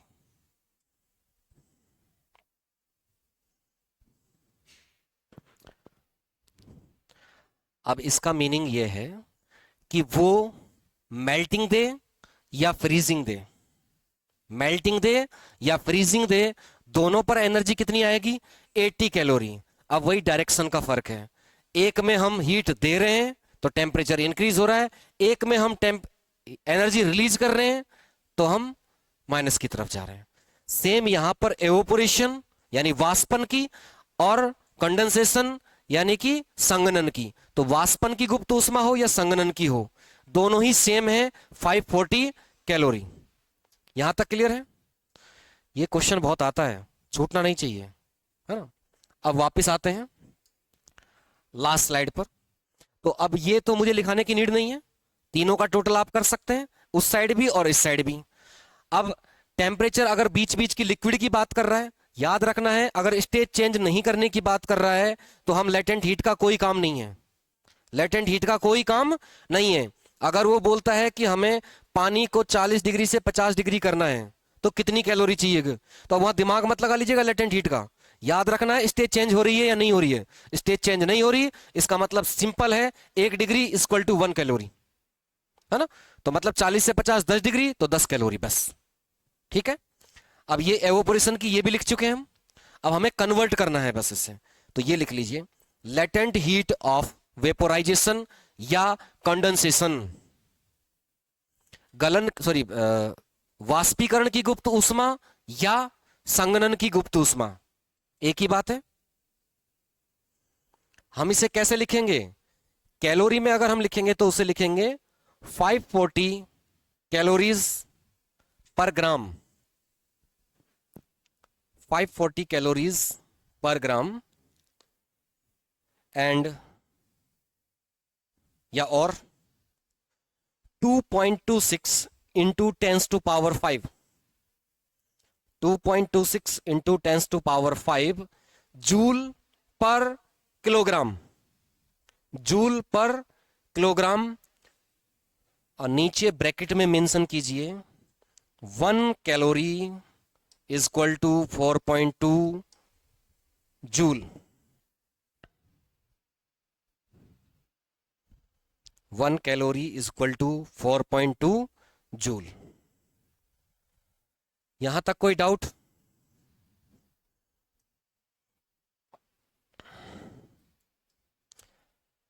आगे बढ़े। अब हम वही बात कर रहे हैं एवोपोरेशन की। तो एवोपोरेशन यानी वाष्पीकरण का एक कंसेप्ट, एक एंगल हमने देख लिया था। एक एंगल ये है कि इसका लिक्विड का प्रेशर कितना हो जाए, एनवायरमेंट एटमॉस्फेयर के बराबर हो जाए, यानी वायुमंडलीय दाब एटमॉस्फेरिक प्रेशर के बराबर हो जाए। तो ये किस में बदलने लग जाएगा? भाप में बदलने लग जाएगा। इतना समझ लिया। ये भी समझ लिया कि इसी तरह से लिक्विड ऊपर उठेगा, उसे क्या बोलेंगे? कन्वेक्शन, संवहन बोलेंगे। उसकी एनर्जी कौन सी बढ़ेगी? गतिज ऊर्जा, काइनेटिक एनर्जी इंक्रीज हो जाएगी। उसकी वजह से फोर्स इनके बीच में जो लग रहा है बॉन्ड के बीच में, वो डिक्रीज हो जाएगा, काम हो जाएगा। यहां तक तो हमने पढ़ लिया। अब देखिए जो हमने डायग्राम बनाया उसमें नीचे हीट देते हुए दिखाया था, हीट दे रहे थे हम, तो हीट देने पर वो इंक्रीज हो रहा था। यहां कहीं हीट आपको दिखाई दे रही है? नहीं दे रही। इसका मतलब अगर हम किसी लिक्विड को, हम पानी की बात करें, अगर हम पानी को गर्म नहीं कर रहे हैं, गर्म नहीं कर रहे हैं मतलब उसे हीट नहीं दे रहे हैं, तो भी वो स्टेज चेंज कर सकता है अपनी ही एनर्जी से, अपनी ही एनर्जी को वो यूज करके चेंज कर सकता है। जैसे आपने ग्लास पानी का भर के आप बिल्कुल बंद कमरे में रख दीजिए और कुछ दिन बाद आप देखेंगे कि ग्लास में पानी कम मिलेगा। तो ऐसा नहीं है कि कोई भूत उसे पी गया है ना। हुआ क्या है? वेपर, वो पानी है जो भाप में बदल गया है। क्या आपने उसे कोई हीट दी? नहीं दी, वो फिर भी बदल गया। अब आप गर्मी के दिन याद कीजिए जो आजकल है, बहुत तेज गर्मी। अब बहुत तेज गर्मी में से ऊपर जो टैंक रखा होता है, टंकी, उसमें से सीधा पानी गर्म आता है। तो नहाने के लिए क्या यूज किया जाता है? बाल्टी में भरकर पानी रख दिया जाता है और वो हमें ऑटोमेटिक ठंडा मिलता है सुबह। क्या हमने उसे ठंडा किया था? नहीं किया। फिर वो कैसे ठंडा हो गया? सोचने की बात है ना, कि हमने पानी भरकर रखा और उसी तरह पानी भरा हुआ टैंक में रखा है, तो टैंक का तो गर्म है लेकिन बाल्टी का ठंडा हो गया। वो कैसे हो गया? वो यही कंसेप्ट है। हर स्टेज पर मैंने बताया कि पानी के अंदर स्पेशल करैक्टर है और वो हर स्टेज पर वेपर में बदलता है, भाप में बदलता है। यानी हर स्टेज पर वो अपने ही अंदर जो मॉलिक्यूल्स हैं, अपने ही अंदर अणु हैं, उनकी एनर्जी को लेता रहेगा और लेता रहेगा और स्टेज चेंज करता रहेगा, लेता रहेगा और स्टेज चेंज करता रहेगा। यानी कितनी कैलोरी लेगा, कितनी कितनी कैलोरी लेगा स्टेज चेंज करने के लिए? 540। लिक्विड से गैस में बदल रहा है, लेटेंट हीट अभी तो पड़ा है। 540 कैलोरी गैस वो लेगा एनर्जी। अब 540 कैलोरी एनर्जी उसने ली अपने ही अंदर से, और वो किस में बदल गया, वेपर में। तो जो वेपर में उड़ने वाला था वो उड़ गया। तो अब नीचे वालों के पास एनर्जी ज्यादा बची या कम? कम हुई ना इनके पास। तो यानी टेम्परेचर बढ़ा के कम हुआ, कम हुआ, और इसीलिए बाल्टी का पानी ठंडा हो जाता है। आया समझ में? मतलब हर स्टेज पर ये अपने बाकी मॉलिक्यूल से एनर्जी लेगा और वापस भाप में बदलता रहेगा। अब भाप में बदला रहेगा तो कितना कैलोरी लगातार कम होती चलेंगी, उसकी एनर्जी कम होती चलेगी और वो ठंडा होता चलेगा। इसीलिए बॉडी पर जब पसीना आ रहा होता है, बॉडी पर जब पसीना आ रहा होता है और जब वो पसीना सूखता है, या यूं कहें कि उस समय जब हमारी बॉडी पर पसीना है तो एसी की हवा ना हो, सिंपल पंखे की गर्म हवा भी अगर हमें मिल रही है तो अभी हमें ठंडा फील होता है। जबकि गर्म हवा है तो ठंडा फील क्यों हो रहा है हमें? क्योंकि अब वो पानी उड़ेगा। अब वो पानी उड़ेगा तो एनर्जी लेकर उड़ेगा, तो एनर्जी लेकर उड़ेगा तो हमारी बॉडी का टेम्परेचर डाउन करेगा वो, तो हमारी बॉडी को ठंडा फील होता है। समझ में आ गया? पहली स्टेज हमने पढ़ी थी जब हम उसे गर्म कर रहे हैं, हम खुद उसे पानी को एनर्जी दे रहे हैं। अब हमें यहां एनर्जी नहीं दे रहे हैं, बल्कि ये खुद खुद क्या है, अपने अंदर से एनर्जी ले रहा है। तो जब अपने अंदर से एनर्जी लेगा तो क्या होगा, हीट कम होगी इसकी, और इसकी वजह से ये ठंडा होगा, तो हमें ठंडा महसूस होता है। ये समझ में आ गया? तो अब चाहे पसीने का हो, बाल्टी का पानी ठंडा करने का हो, कोई भी एग्जाम्पल हो वो इस पर बेस्ड होगा। लिखें, लिखिए। इवोपोरेशन कॉजेज कूलिंग, वाष्पीकरण से तापमान में कमी या ठंडक।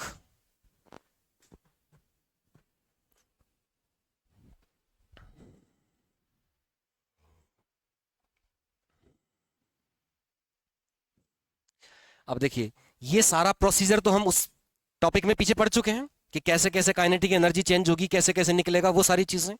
बस यहां पर कंडीशन क्या है, वहां हम हीट कर रहे थे और यहां हम हीट नहीं कर रहे हैं, ये खुद हीट ले रहा है अपने आप से। तो लिखिए,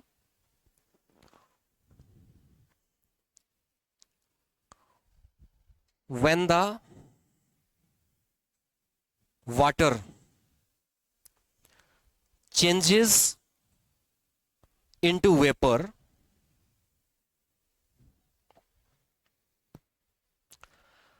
without having heat from the other source,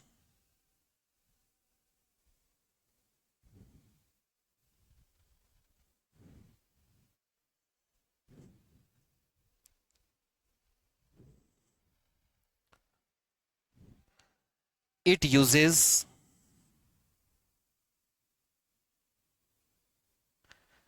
itself या energy of itself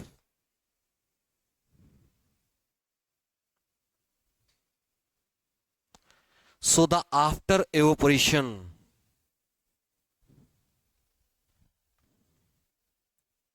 it loses the temperature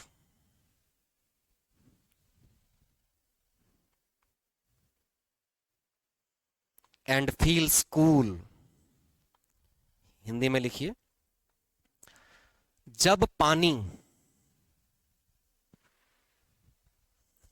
बिना किसी बाह्य स्रोत के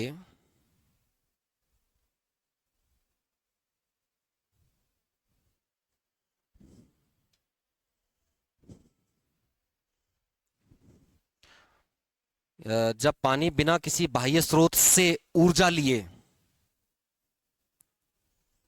भाप में बदलता है,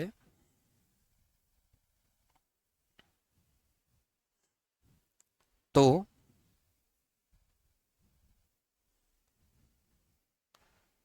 इसकी ऊष्मा या तापमान में कमी आती है,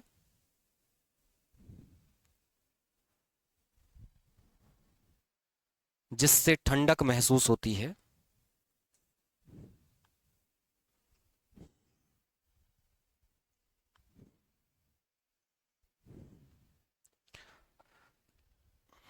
अब आपने कभी फ्रीजर देखा है? फ्रिज में फ्रीजर होता है।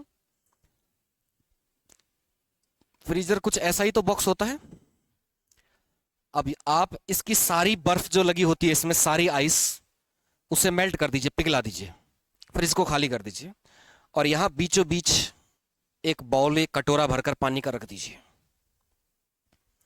कटोरा पानी का भरकर रख देंगे, उसके बाद आप देखेंगे कि यहां पर कुछ बर्फ निकल लटक जाएगी। ये क्यों होती है? ये पानी का स्पेशल करैक्टर है कि वो हर टेम्परेचर पर, इवन जब वो बर्फ में बना हुआ है, वो तब भी वेपर में बदलता रहता है। और इसी वजह से जो वेपर ऊपर उठती है वो बर्फ में जमती चलती है।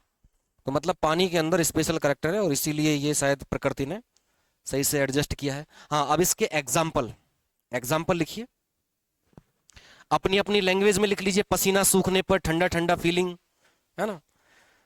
इसी तरह से बाल्टी नहाने के लिए पहले घर में रख दी जाती है।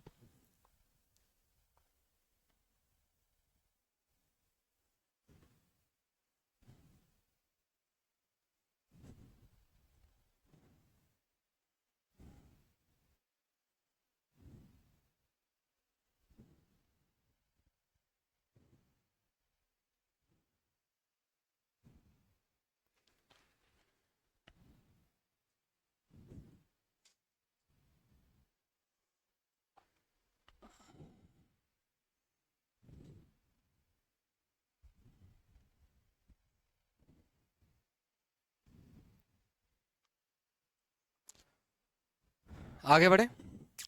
अब देखिए, ये बारिश का सिस्टम देखिए। ये बारिश का सिस्टम भी इसी थ्योरी पर काम करता है। पानी है, समुद्र का पानी है, गर्मी पड़ी, सूरज, गर्मी पड़ी तो क्या बदलेगा? ये वेपर में बदलेगा। अब भाप किधर उठेगी? ऊपर की तरफ उठेगी। ये भाप ऊपर उठ रही है। ऊपर जाने के बाद में जैसे जैसे हाइट बढ़ती है, विद इंक्रीज्ड एल्टीट्यूड, टेम्परेचर क्या होता है? कम होता चलता है। जब टेम्परेचर कम होगा, इसका मतलब क्या है? जो ये एनर्जी 540 कैलोरी लेकर आ रहा था, अब ये उसे रिलीज करने लग जाता है। ऊपर पहुंचते पहुंचते ये कम करने लग जाता है, एनर्जी इसकी निकलती जाती है। तो एनर्जी जब निकलती जाएगी तो वापस किस में आ जाएगा? ये पानी की फॉर्म में, वाटर फॉर्म में आ जाएगा। तो वाटर फॉर्म में आ गया तो बादल बन गए, वाटर फॉर्म में।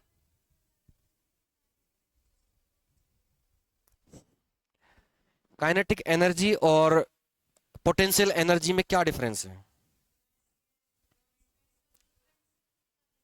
मूवमेंट किसके बीच में?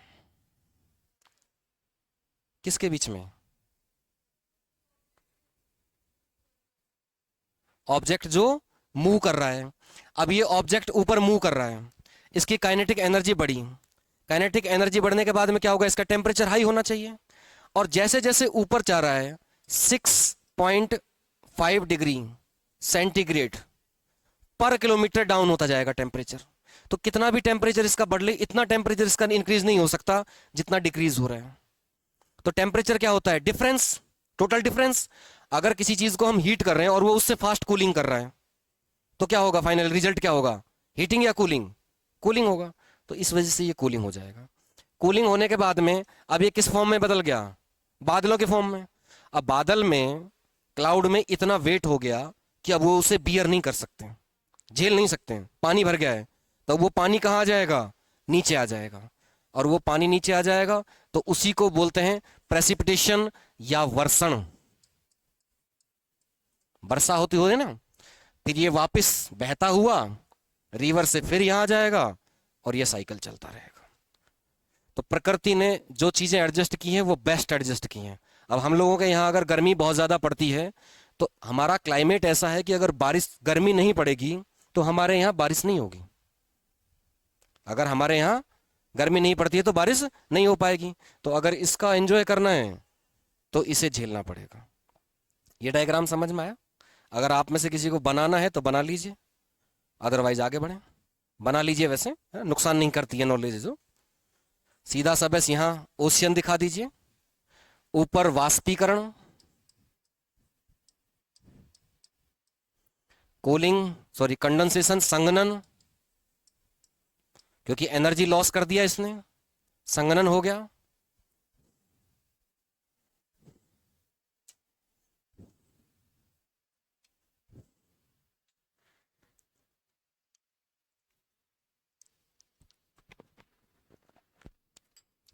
जब आप फिजिक्स पूरी पढ़ लेंगे तो आपको दुनिया में हर चीज फिजिक्स से होती दिखाई देगी।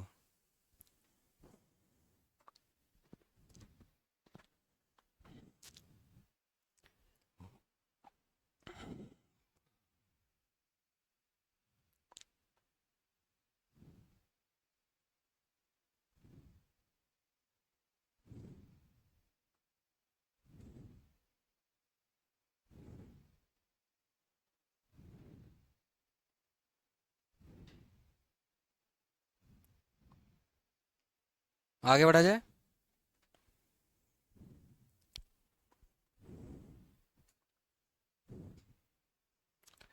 ये सजाने का काम घर कर लीजिए, बस नाम नाम लिख लीजिए अभी तो।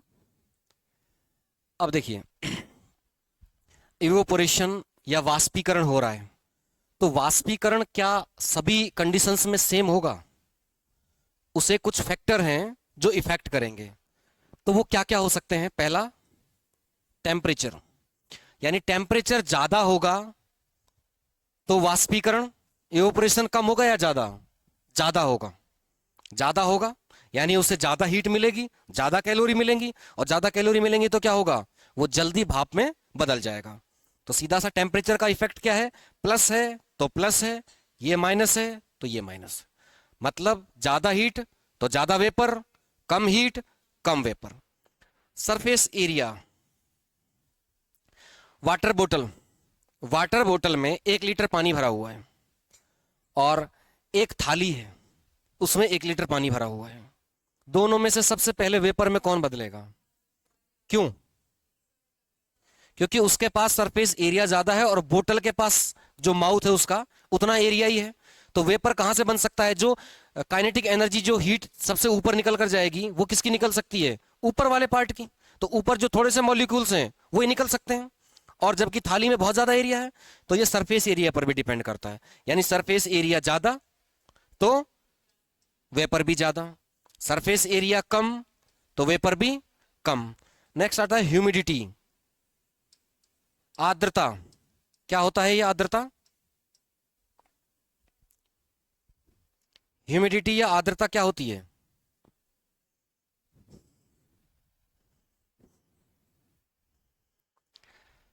जो हमारे चारों तरफ हवा है उसमें पानी की मात्रा कितनी है, यानी परसेंटेज ऑफ वाटर या परसेंटेज ऑफ वेपर हमारे चारों तरफ कितना है, ये उस पर भी डिपेंड करता है। अब आप याद कीजिए, गर्मियों में हमारे चारों तरफ जो हवा होती है वो ड्राई होती है, सूखी होती है, मतलब उसमें पानी कम होता है। पानी कम होता है, इस वजह से कपड़ा तुरंत सूख जाता है। अब बारिश के दिन याद कीजिए, बारिश के दिनों में हमारे चारों तरफ वेपर ज्यादा होती है, तो ज्यादा होती है तो हमारे कपड़े आसानी से नहीं सूखते हैं, कपड़े आसानी से नहीं सूखते हैं। अब सिंपल सा समझिए कि हमारे चारों तरफ हमने एक थाली में भरकर पानी रख रखा है, ऊपर से सूरज की रोशनी भी है, लेकिन दिन बारिश के हैं। तो अब क्या है, एनवायरमेंट में ही इतनी ज्यादा ह्यूमिडिटी है कि वो जरूरत, अगर धूप पड़ेगी गर्मी की तो सबसे पहले ह्यूमिडिटी गायब होगी ना, वो थाली के पानी को थोड़ी गायब होने देगी। तो मतलब अगर ह्यूमिडिटी ज्यादा है तो वेपर कम होगा, और अगर ह्यूमिडिटी कम है तो वेपर ज्यादा होगा। समझ में आ गया? तो यानी ह्यूमिडिटी ज्यादा तो वेपर कम, ह्यूमिडिटी कम तो वेपर ज्यादा। ये चीज समझ में आ गई? तो हमारे कपड़े सूखने का कंसेप्ट हो कि बारिश के दिनों में कपड़े कम सूखते हैं और गर्मियों में जल्दी सूख जाते हैं, या बारिश के दिनों में आप एसी चलाकर देखिए और बाहर बाल्टी भर जाएगी पानी से। एसी इतना पानी फेंकता है क्योंकि एटमॉस्फेयर में पानी ज्यादा होता है। क्लियर है? अब देखिए विंड स्पीड, हवा की स्पीड। गर्मियों में हम एक कमरे में बैठे और पंखा बंद कर दें, है ना? दूसरी कंडीशन में हम गर्मियों में कमरे में बैठे और हम पंखा चालू रखें, तो हमें पंखे से ठंडक फील क्यों होती है? मतलब आराम क्यों महसूस होता है कि पंखा चला दिया तो गर्मी दूर हो गई? क्या पंखा गर्मी दूर करने का काम करता है? नहीं करता। वो टेम्परेचर को, यानी वहां हीट है, उसे शिफ्ट करने का काम करता है। अब मान लीजिए यहाँ पंखा नहीं चल रहा है और मैं बैठा हुआ हूं, तो मेरी बॉडी से जो हीट निकल रही है वो किस स्पीड से जाएगी? जिस जनरल स्पीड से वो हाई टेम्परेचर से लो की तरफ मूव करती है। लेकिन अगर पंखा चल जाए, यानी वहां हवा की स्पीड बढ़ जाए, तो जो टेम्परेचर मेरी बॉडी के आसपास था वो स्पीड से दूर चला जाएगा, तो मेरी बॉडी के टेम्परेचर कम हो गया। और टेम्परेचर का और स्लोप का सेम कंसेप्ट है। ये देखिए, एक ये स्लोप है, एक बॉल यहां रखी है, और एक स्लोप ये है, एक बॉल यहां रखी है। कौन सी बॉल स्पीड से जाएगी? ये जाएगी, क्योंकि डिफरेंस ज्यादा है। अब इसी तरह से एक स्पेस ए है और एक स्पेस बी है। यहां पर 37 डिग्री टेम्परेचर है और इसके बगल में 35 है। दो पास पास हैं, ये समझिए कि 1 मीटर की डिस्टेंस पर है, और एक तरफ 37 है और एक तरफ 20 है। अब बताइए, टेम्परेचर या हीट सबसे ज्यादा तेज स्पीड से किस में भागेगी? जहां डिफरेंस ज्यादा है वहां पर। तो पंखा क्या करता है, जो मेरे बगल में जो टेम्परेचर 35 था उसे कम कर देता है। तो अब क्या होगा, मेरी बॉडी के जो हीट निकलनी है वो स्पीड से दूर चली जाएगी, तो इसलिए हमें ठंडा फील करता है। तो मतलब विंड स्पीड, तो हवा की स्पीड अगर ज्यादा होगी तो इवेपोरेशन क्या होगा? ज्यादा होगा। वहां पर जो जितनी भी नमी है उसे दूर कर देगा।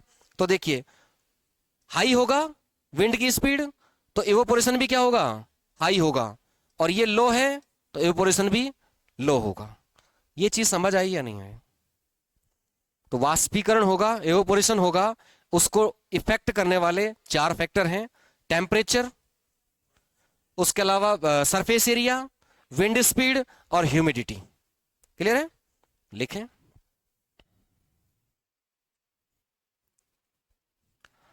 अ, वाष्पीकरण को प्रभावित करने वाले कारक। वाष्पीकरण को प्रभावित करने वाले कारक।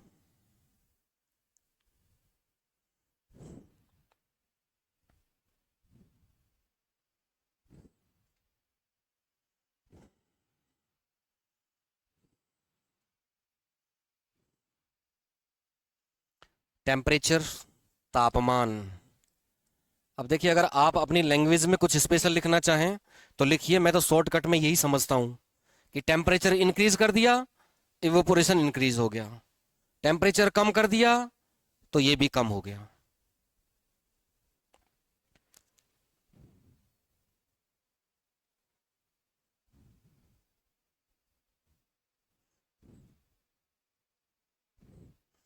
सेकंड, सरफेस एरिया, पृष्ठीय क्षेत्रफल।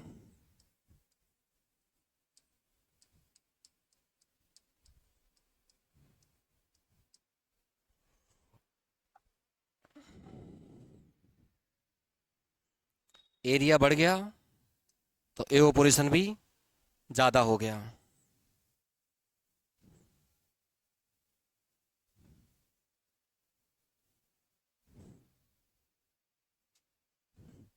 यहां आप डिजाइन बना सकते हैं।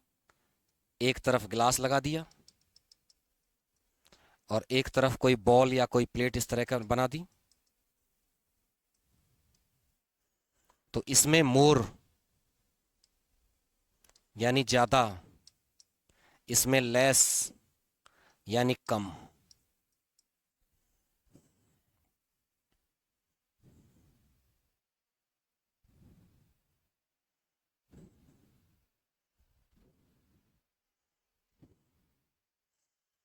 Next, humidity, plus minus relation रहेगा। ह्यूमिडिटी ज्यादा तो वेपराइजेशन कम होगा। अब यहां आप एग्जाम्पल लिख सकते हैं और लिखिएगा भी। कपड़े सूखने का लिख लीजिए। समर में जल्दी सूखता है और रेनी सीजन में लेट सूखता है।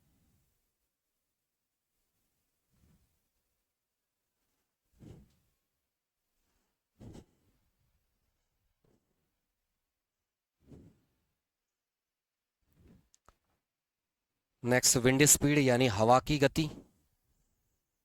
तो हवा की स्पीड ज्यादा होगी तो वाष्पीकरण ज्यादा होगा। अब क्या वाष्पीकरण, इवोपोरेशन और कूलिंग हीटिंग के बीच में कोई रिलेशन है?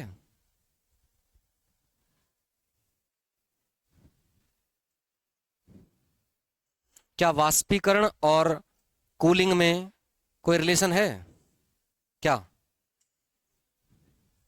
हम्म अभी इतना तो समझाया है मैंने कि वेपर ज्यादा होगी तो कूलिंग ही होगी, पीछे ही तो समझाया है।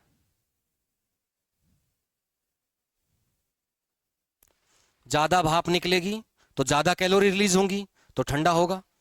तो वेपोराइजेशन और कूलिंग दोनों में सीधा रिलेशन है कि वेपर ज्यादा तो कूलिंग ज्यादा। आगे बढ़े।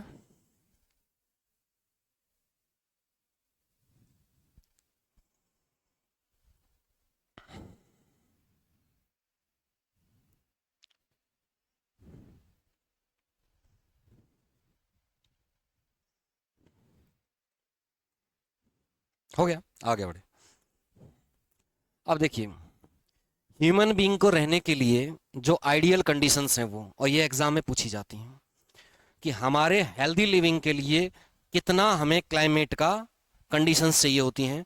तो पहला तो टेम्परेचर। तो टेम्परेचर कितना होना चाहिए?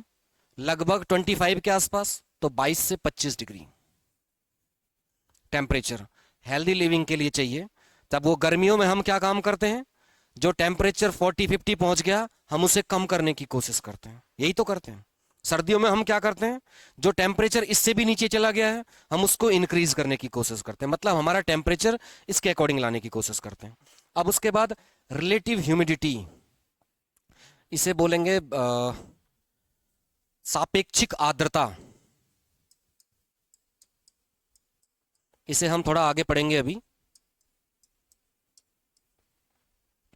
ये चाहिए 60 to 65%। ह्यूमिडिटी मतलब एनवायरमेंट में कितनी पानी की मात्रा है और कितनी होना चाहिए, उनका रेशियो रहता है ये, आगे हम पढ़ेंगे। दूसरा विंड स्पीड, हवा की स्पीड 0.75 मीटर पर सेकंड से लेकर 2.5 मीटर पर सेकंड तक। अभी पर सेकंड में है और हमें किलोमीटर के हिसाब से समझ में आता है, तो किलोमीटर में बदल कर देख ले। इसे हम एवरेज 2 मान लें, तो मीटर पर सेकंड है, तो पहले सेकंड को हम किस में बदलते हैं? आर में बदलते हैं, घंटे में बदलते हैं। तो 1 आर में कितनी सेकंड होती हैं? कितना हो गया? यानी 7200 मीटर पर पर आर हो गया अभी वो। अब इस मीटर को बदलना है हमें किलोमीटर में, तो मीटर को किलोमीटर में बदलते हैं तो क्या करते हैं? 1000 से डिवाइड कर देते हैं, तो इसको 1000 से डिवाइड कर देंगे तो क्या आ गया? 7.2 किलोमीटर पर आवर। यानी लगभग 5 से 8 किलोमीटर पर आवर की स्पीड से जो हवा चल रही होती है वो हमारे लिए हेल्दी है। अब यहां एक याद रखिएगा, हर आदमी की एक जनरल टेंडेंसी है कि वो पंखे को फुल स्पीड में चालू करता है ना, सबकी आदत है। और मेरा पंखा कभी भी ऑफिस का देख लीजिएगा, वो हमेशा मध्यम मध्यम स्पीड में मिलेगा। आपकी बॉडी से पंखा जितनी स्पीड पे चलेगा आपकी बॉडी से उतना ही तेज स्पीड से वेपर जाएगा और आपकी बॉडी में उतना ही ड्राइनेस फील होगा। जितना ड्राइनेस होगा, पानी एबिचुअली आदमी लोग कम पीते हैं, तो लास्ट में क्या होगा? थकान फील होगी आप लोगों को, है ना। तो सब जगह फिजिक्स है, इंप्लीमेंट कीजिए, है ना। तो मतलब अपने आसपास हवा इतनी स्पीड से ना हो कि इस स्पीड से ज्यादा निकले, तो फिर क्या होगा? एवापोरेशन बढ़ जाएगा। बढ़ेगा तो आपको क्या होगा? ड्राइनेस फील होगा आप लोगों को, पानी आप पियोगे नहीं तो थकान महसूस होने लगेगी और फिर सोचोगे कि वीकनेस आ गई, मुझे पढ़ाई करने की वजह से थकान हो रही है, जबकि वो पढ़ाई करने की वजह से नहीं होती है, वो फिजिक्स चल रही होती है ना। लिखिए,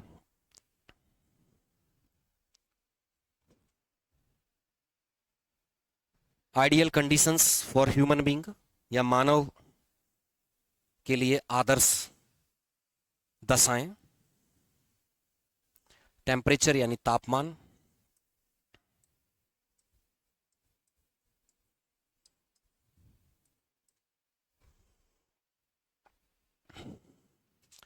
अब यहीं आपको वो भी समझ में आ गया होगा कि पानी हर टेम्परेचर पर भाप में बदलता है। तो इसका मतलब आपकी बॉडी किसी भी टेम्परेचर पर रहे, पानी बॉडी से निकलता रहेगा। और पानी की पूर्ति करनी है तो पानी पीना पड़ेगा। और जनरली लोग कम पानी पीने की हैबिट रखते हैं, वो बहुत ज़्यादा डेंजरस है। कम पानी पीने की वजह से बॉडी में कौन सा ऑर्गन सबसे पहले खराब होने का चांस होता है, या किसे सबसे ज़्यादा लोड पड़ता है? किडनी को। डायलिसिस करने का काम किडनी करती है। अब हम समझ सकते हैं कि एक कमरे में बिल्कुल गाढ़ी कीचड़ पड़ी हुई है, तो उसे साफ करना ज़्यादा मुश्किल है बजाय पतली कीचड़ को, है ना। तो हमारी बॉडी में ब्लड में क्या होगा, जब गाढ़ा ब्लड होगा तो किडनी को जोर पड़ेगा साफ करने में। और जब हमने पानी खूब पिया हुआ है तो आसानी से वो फिल्टर कर देती है उसे। लिखिए सापेक्षिक आर्द्रता 60 to 65% और विंड स्पीड 0.75 मीटर पर सेकेंड टू 2.5 मीटर पर सेकेंड।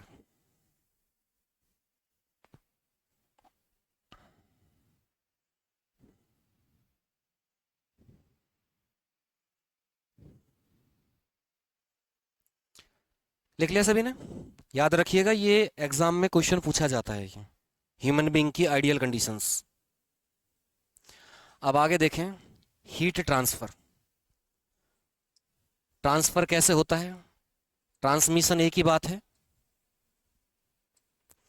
हीट का ट्रांसफर अभी मैंने समझाया, डिफरेंस बिटवीन द टेम्परेचर।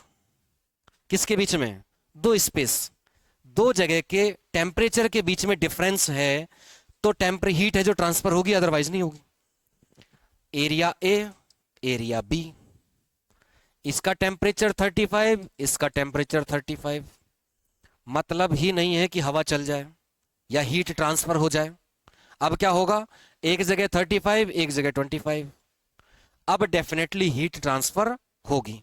इतना समझ में आ गया? मतलब हीट को ट्रांसफर करने के लिए क्या चाहिए? टेम्परेचर में डिफरेंस चाहिए, तब हीट ट्रांसफर होगी। अब ये देखिए, हीट ट्रांसफर करने के मीडियम क्या क्या हो सकते हैं। कितनी स्टेज पढ़ी हमने? 3 स्टेज पढ़ी। कौन कौन सी? सॉलिड, लिक्विड और गैस। अब ये देखिए, ये एक ही जगह हमें तीनों एग्जाम्पल मिलेंगे। सबसे पहले देखिए पतीला, ये जो फ्राई पैन, जो भी चाय बनाने का, जो गर्म करने का जो भी होता है, इसका ये हैंडल, इसके ऊपर रबर लगा होता है या प्लास्टिक टाइप का कुछ लगा होता है। अब उस प्लास्टिक को निकाल दीजिए। अब उसे देखिए, अब ये प्लास्टिक बिना है, ये है ना। अब देखिए, यहां पर जब हम गर्म करते हैं इसे, तो ये पानी यहां से गर्म हो रहा है, ये यहां से गर्म हो रहा है। तो यहां पर देखिए, जो मॉलिक्यूल है, जो अणु है यहां पर इस जगह, वो इस तरह है, इसी तरह से बना हुआ है ये, इसी तरह से चलता चलेगा लास्ट तक।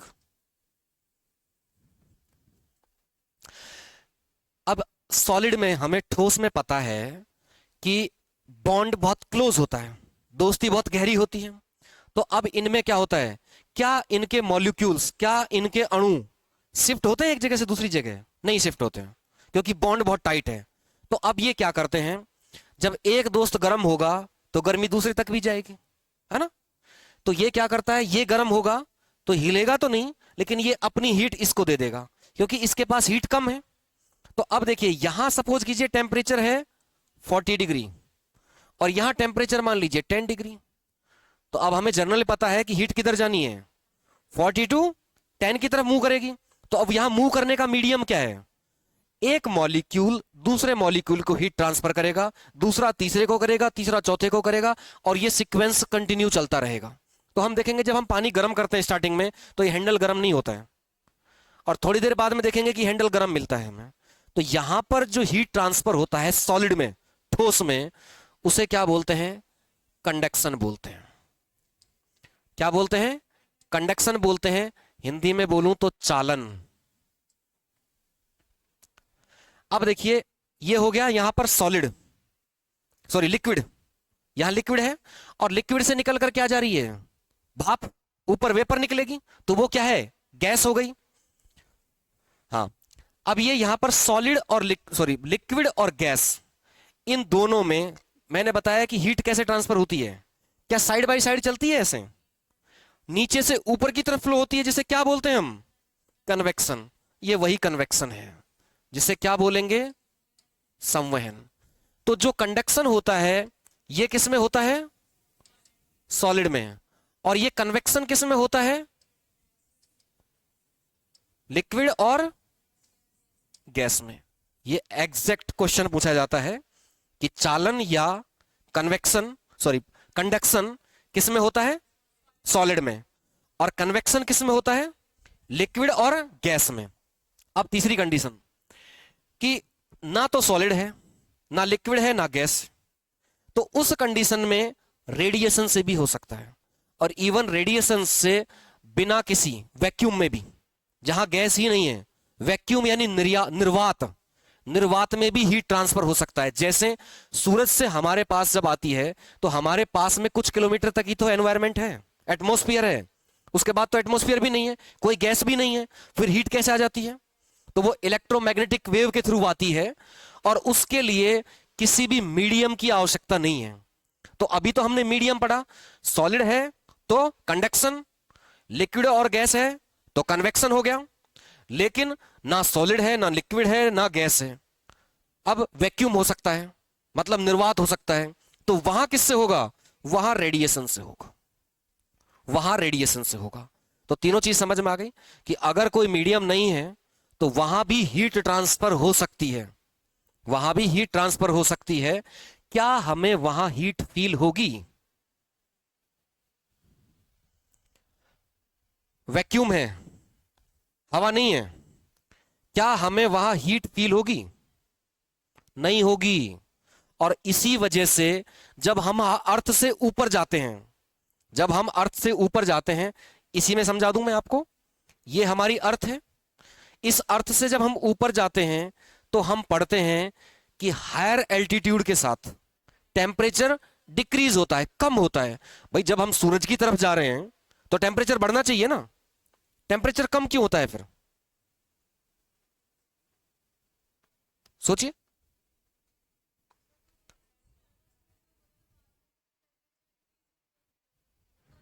किसमें,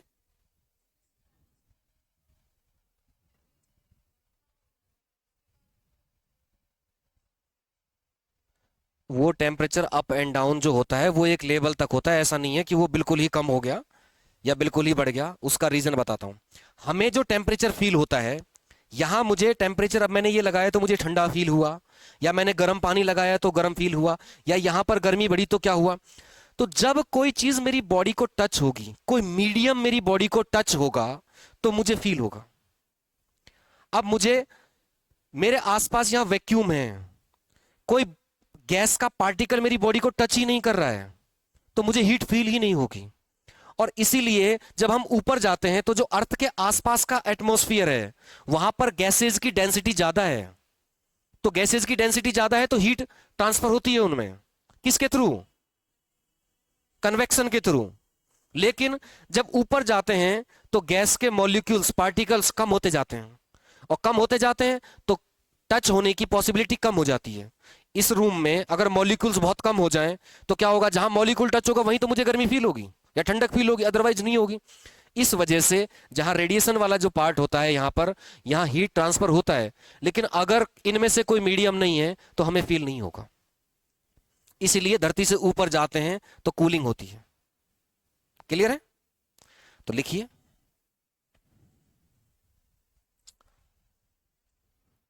transmission of heat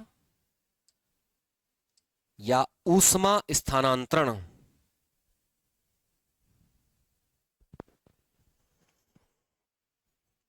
first, conduction या चालन किसमें होगा, सॉलिड में। तो डैश करके लिख लीजिए, सॉलिड यानी ठोस।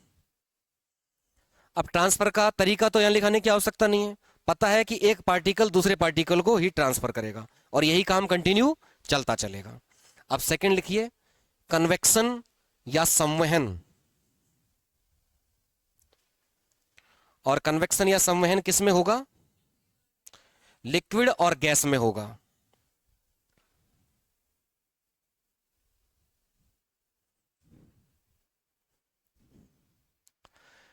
थर्ड, थर्ड क्या है? रेडिएशन या विकिरण, हिंदी में लिखिए।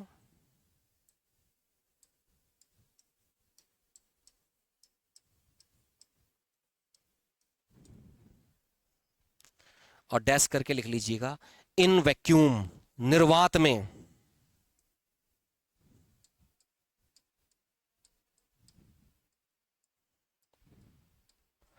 निर्वात में भी लिखिए, इन वैक्यूम आल्सो, निर्वात में भी, प्लस प्लस गैसेस, गैस में भी। यानी हमारे आसपास जो एटमॉस्फेयर है उसमें क्या है? गैस है, और यहां भी रेडिएशंस आती हैं, उनकी वजह से गर्म होता है। तो आपने कभी देखा कि पानी को गर्म करते हैं या किसी चीज को, या बहुत दूर गर्मी पड़ रही होती है, तो वहां एनवायरमेंट हिलता सा नजर आता है। तो वो हिलता नजर आता है, वो क्या है? वो रेडिएशन ही है, वो रेडिएशन ही है जिनकी वजह से हिलता हुआ फील होता है। क्या चीज? ये, हाँ बना लीजिए, अच्छी बात है, नेकी और पूछ पूछ।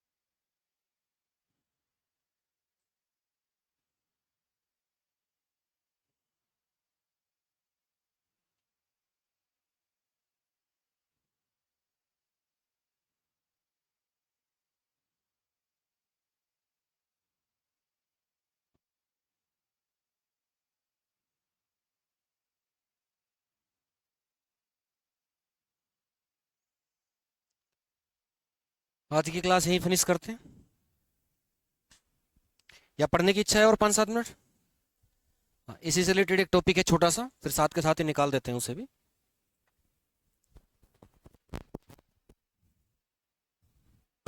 मैंने बताया ना कि पंखों के तेज चलने से आप थक रहे हैं, पढ़ने से नहीं थक रहे हैं, है ना?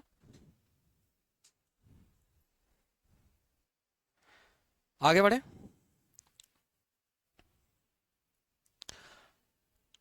अब देखिए,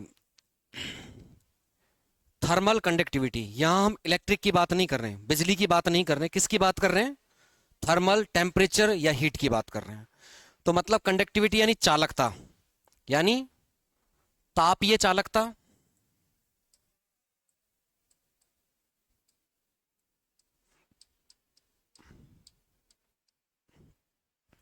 इसके बेस पर अगर हम देखें तो हमें दो तरह की चीजें नजर आती हैं। एक आते हैं कंडक्टर, जिन्हें क्या बोलेंगे? चालक। अब ये गाड़ी का कंडक्टर नहीं है, है ना, वो को पायलट होता है। ये क्या है? इंसुलेटर, यानी कुचालक। सीधा सा मीनिंग है, जो हीट को ट्रांसफर करे, वो क्या हो गया? कंडक्टर। तो हम यहाँ इलेक्ट्रिक की, बिजली की बात नहीं कर रहे, बिजली की बात करेंगे तब भी इसी तरह के वर्ड इस्तेमाल करेंगे। और दूसरा होता है कुचालक, मतलब जिनमें हीट ट्रांसफर ना हो। तो अब हीट ट्रांसफर होने वाली चीजें जो मेटल की बनी होंगी वो हीट ट्रांसफर करेंगी, और जो मेटल की नहीं बनी होंगी वो हीट ट्रांसफर नहीं करेंगी। जनरली क्या होता है, जैसे प्लास्टिक हो गया, है ना, कॉर्क हो गया, लकड़ी हो गया, रबर हो गया, ये क्या होते हैं? हीट ट्रांसफर नहीं करते हैं, तो इन्हें हम क्या बोलेंगे? कुचालक बोलेंगे, इंसुलेटर बोलेंगे। बस इतना सही है, लिखिए। चालक, जिनमें हीट ट्रांसफर हो,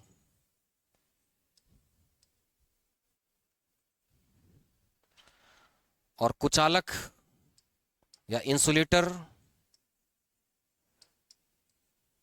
नो हीट ट्रांसफर, जिनमें ऊष्मा का या ताप का चालन ना हो,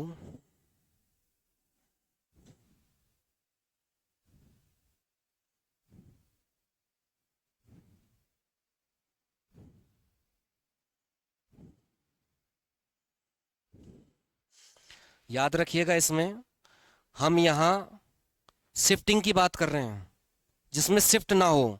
ऐसा नहीं है कि लकड़ी है वो हीट ट्रांसफर नहीं करती है, लेकिन ऐसा नहीं है कि ही लकड़ी के नीचे ही हम आग लगाएंगे तो वो जलेगी नहीं, है ना। या प्लास्टिक है वो हीट ट्रांसफर नहीं करता है, तो ऐसा नहीं है कि उसे आग लगाएंगे तो वो पिघलेगा ही नहीं, है ना। आग लगाना एक अलग है और शिफ्टिंग करना अलग है। तो हम ये किसकी बात कर रहे हैं? शिफ्टिंग की, जिसमें शिफ्ट हो सके, हीट है जो। तो यहाँ हीट की शिफ्टिंग की बात कर रहे हैं हम। लिखिए, मतलब transfer no heat, sorry heat transfer, no heat transfer. यहां एग्जांपल लिख लीजिए, मेटल्स यानी धातु,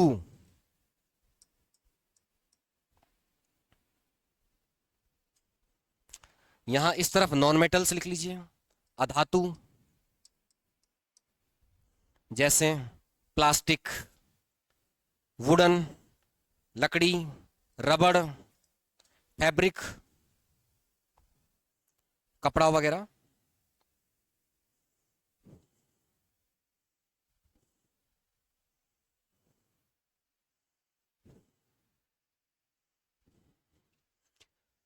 आज की क्लास में किसी का कोई डाउट?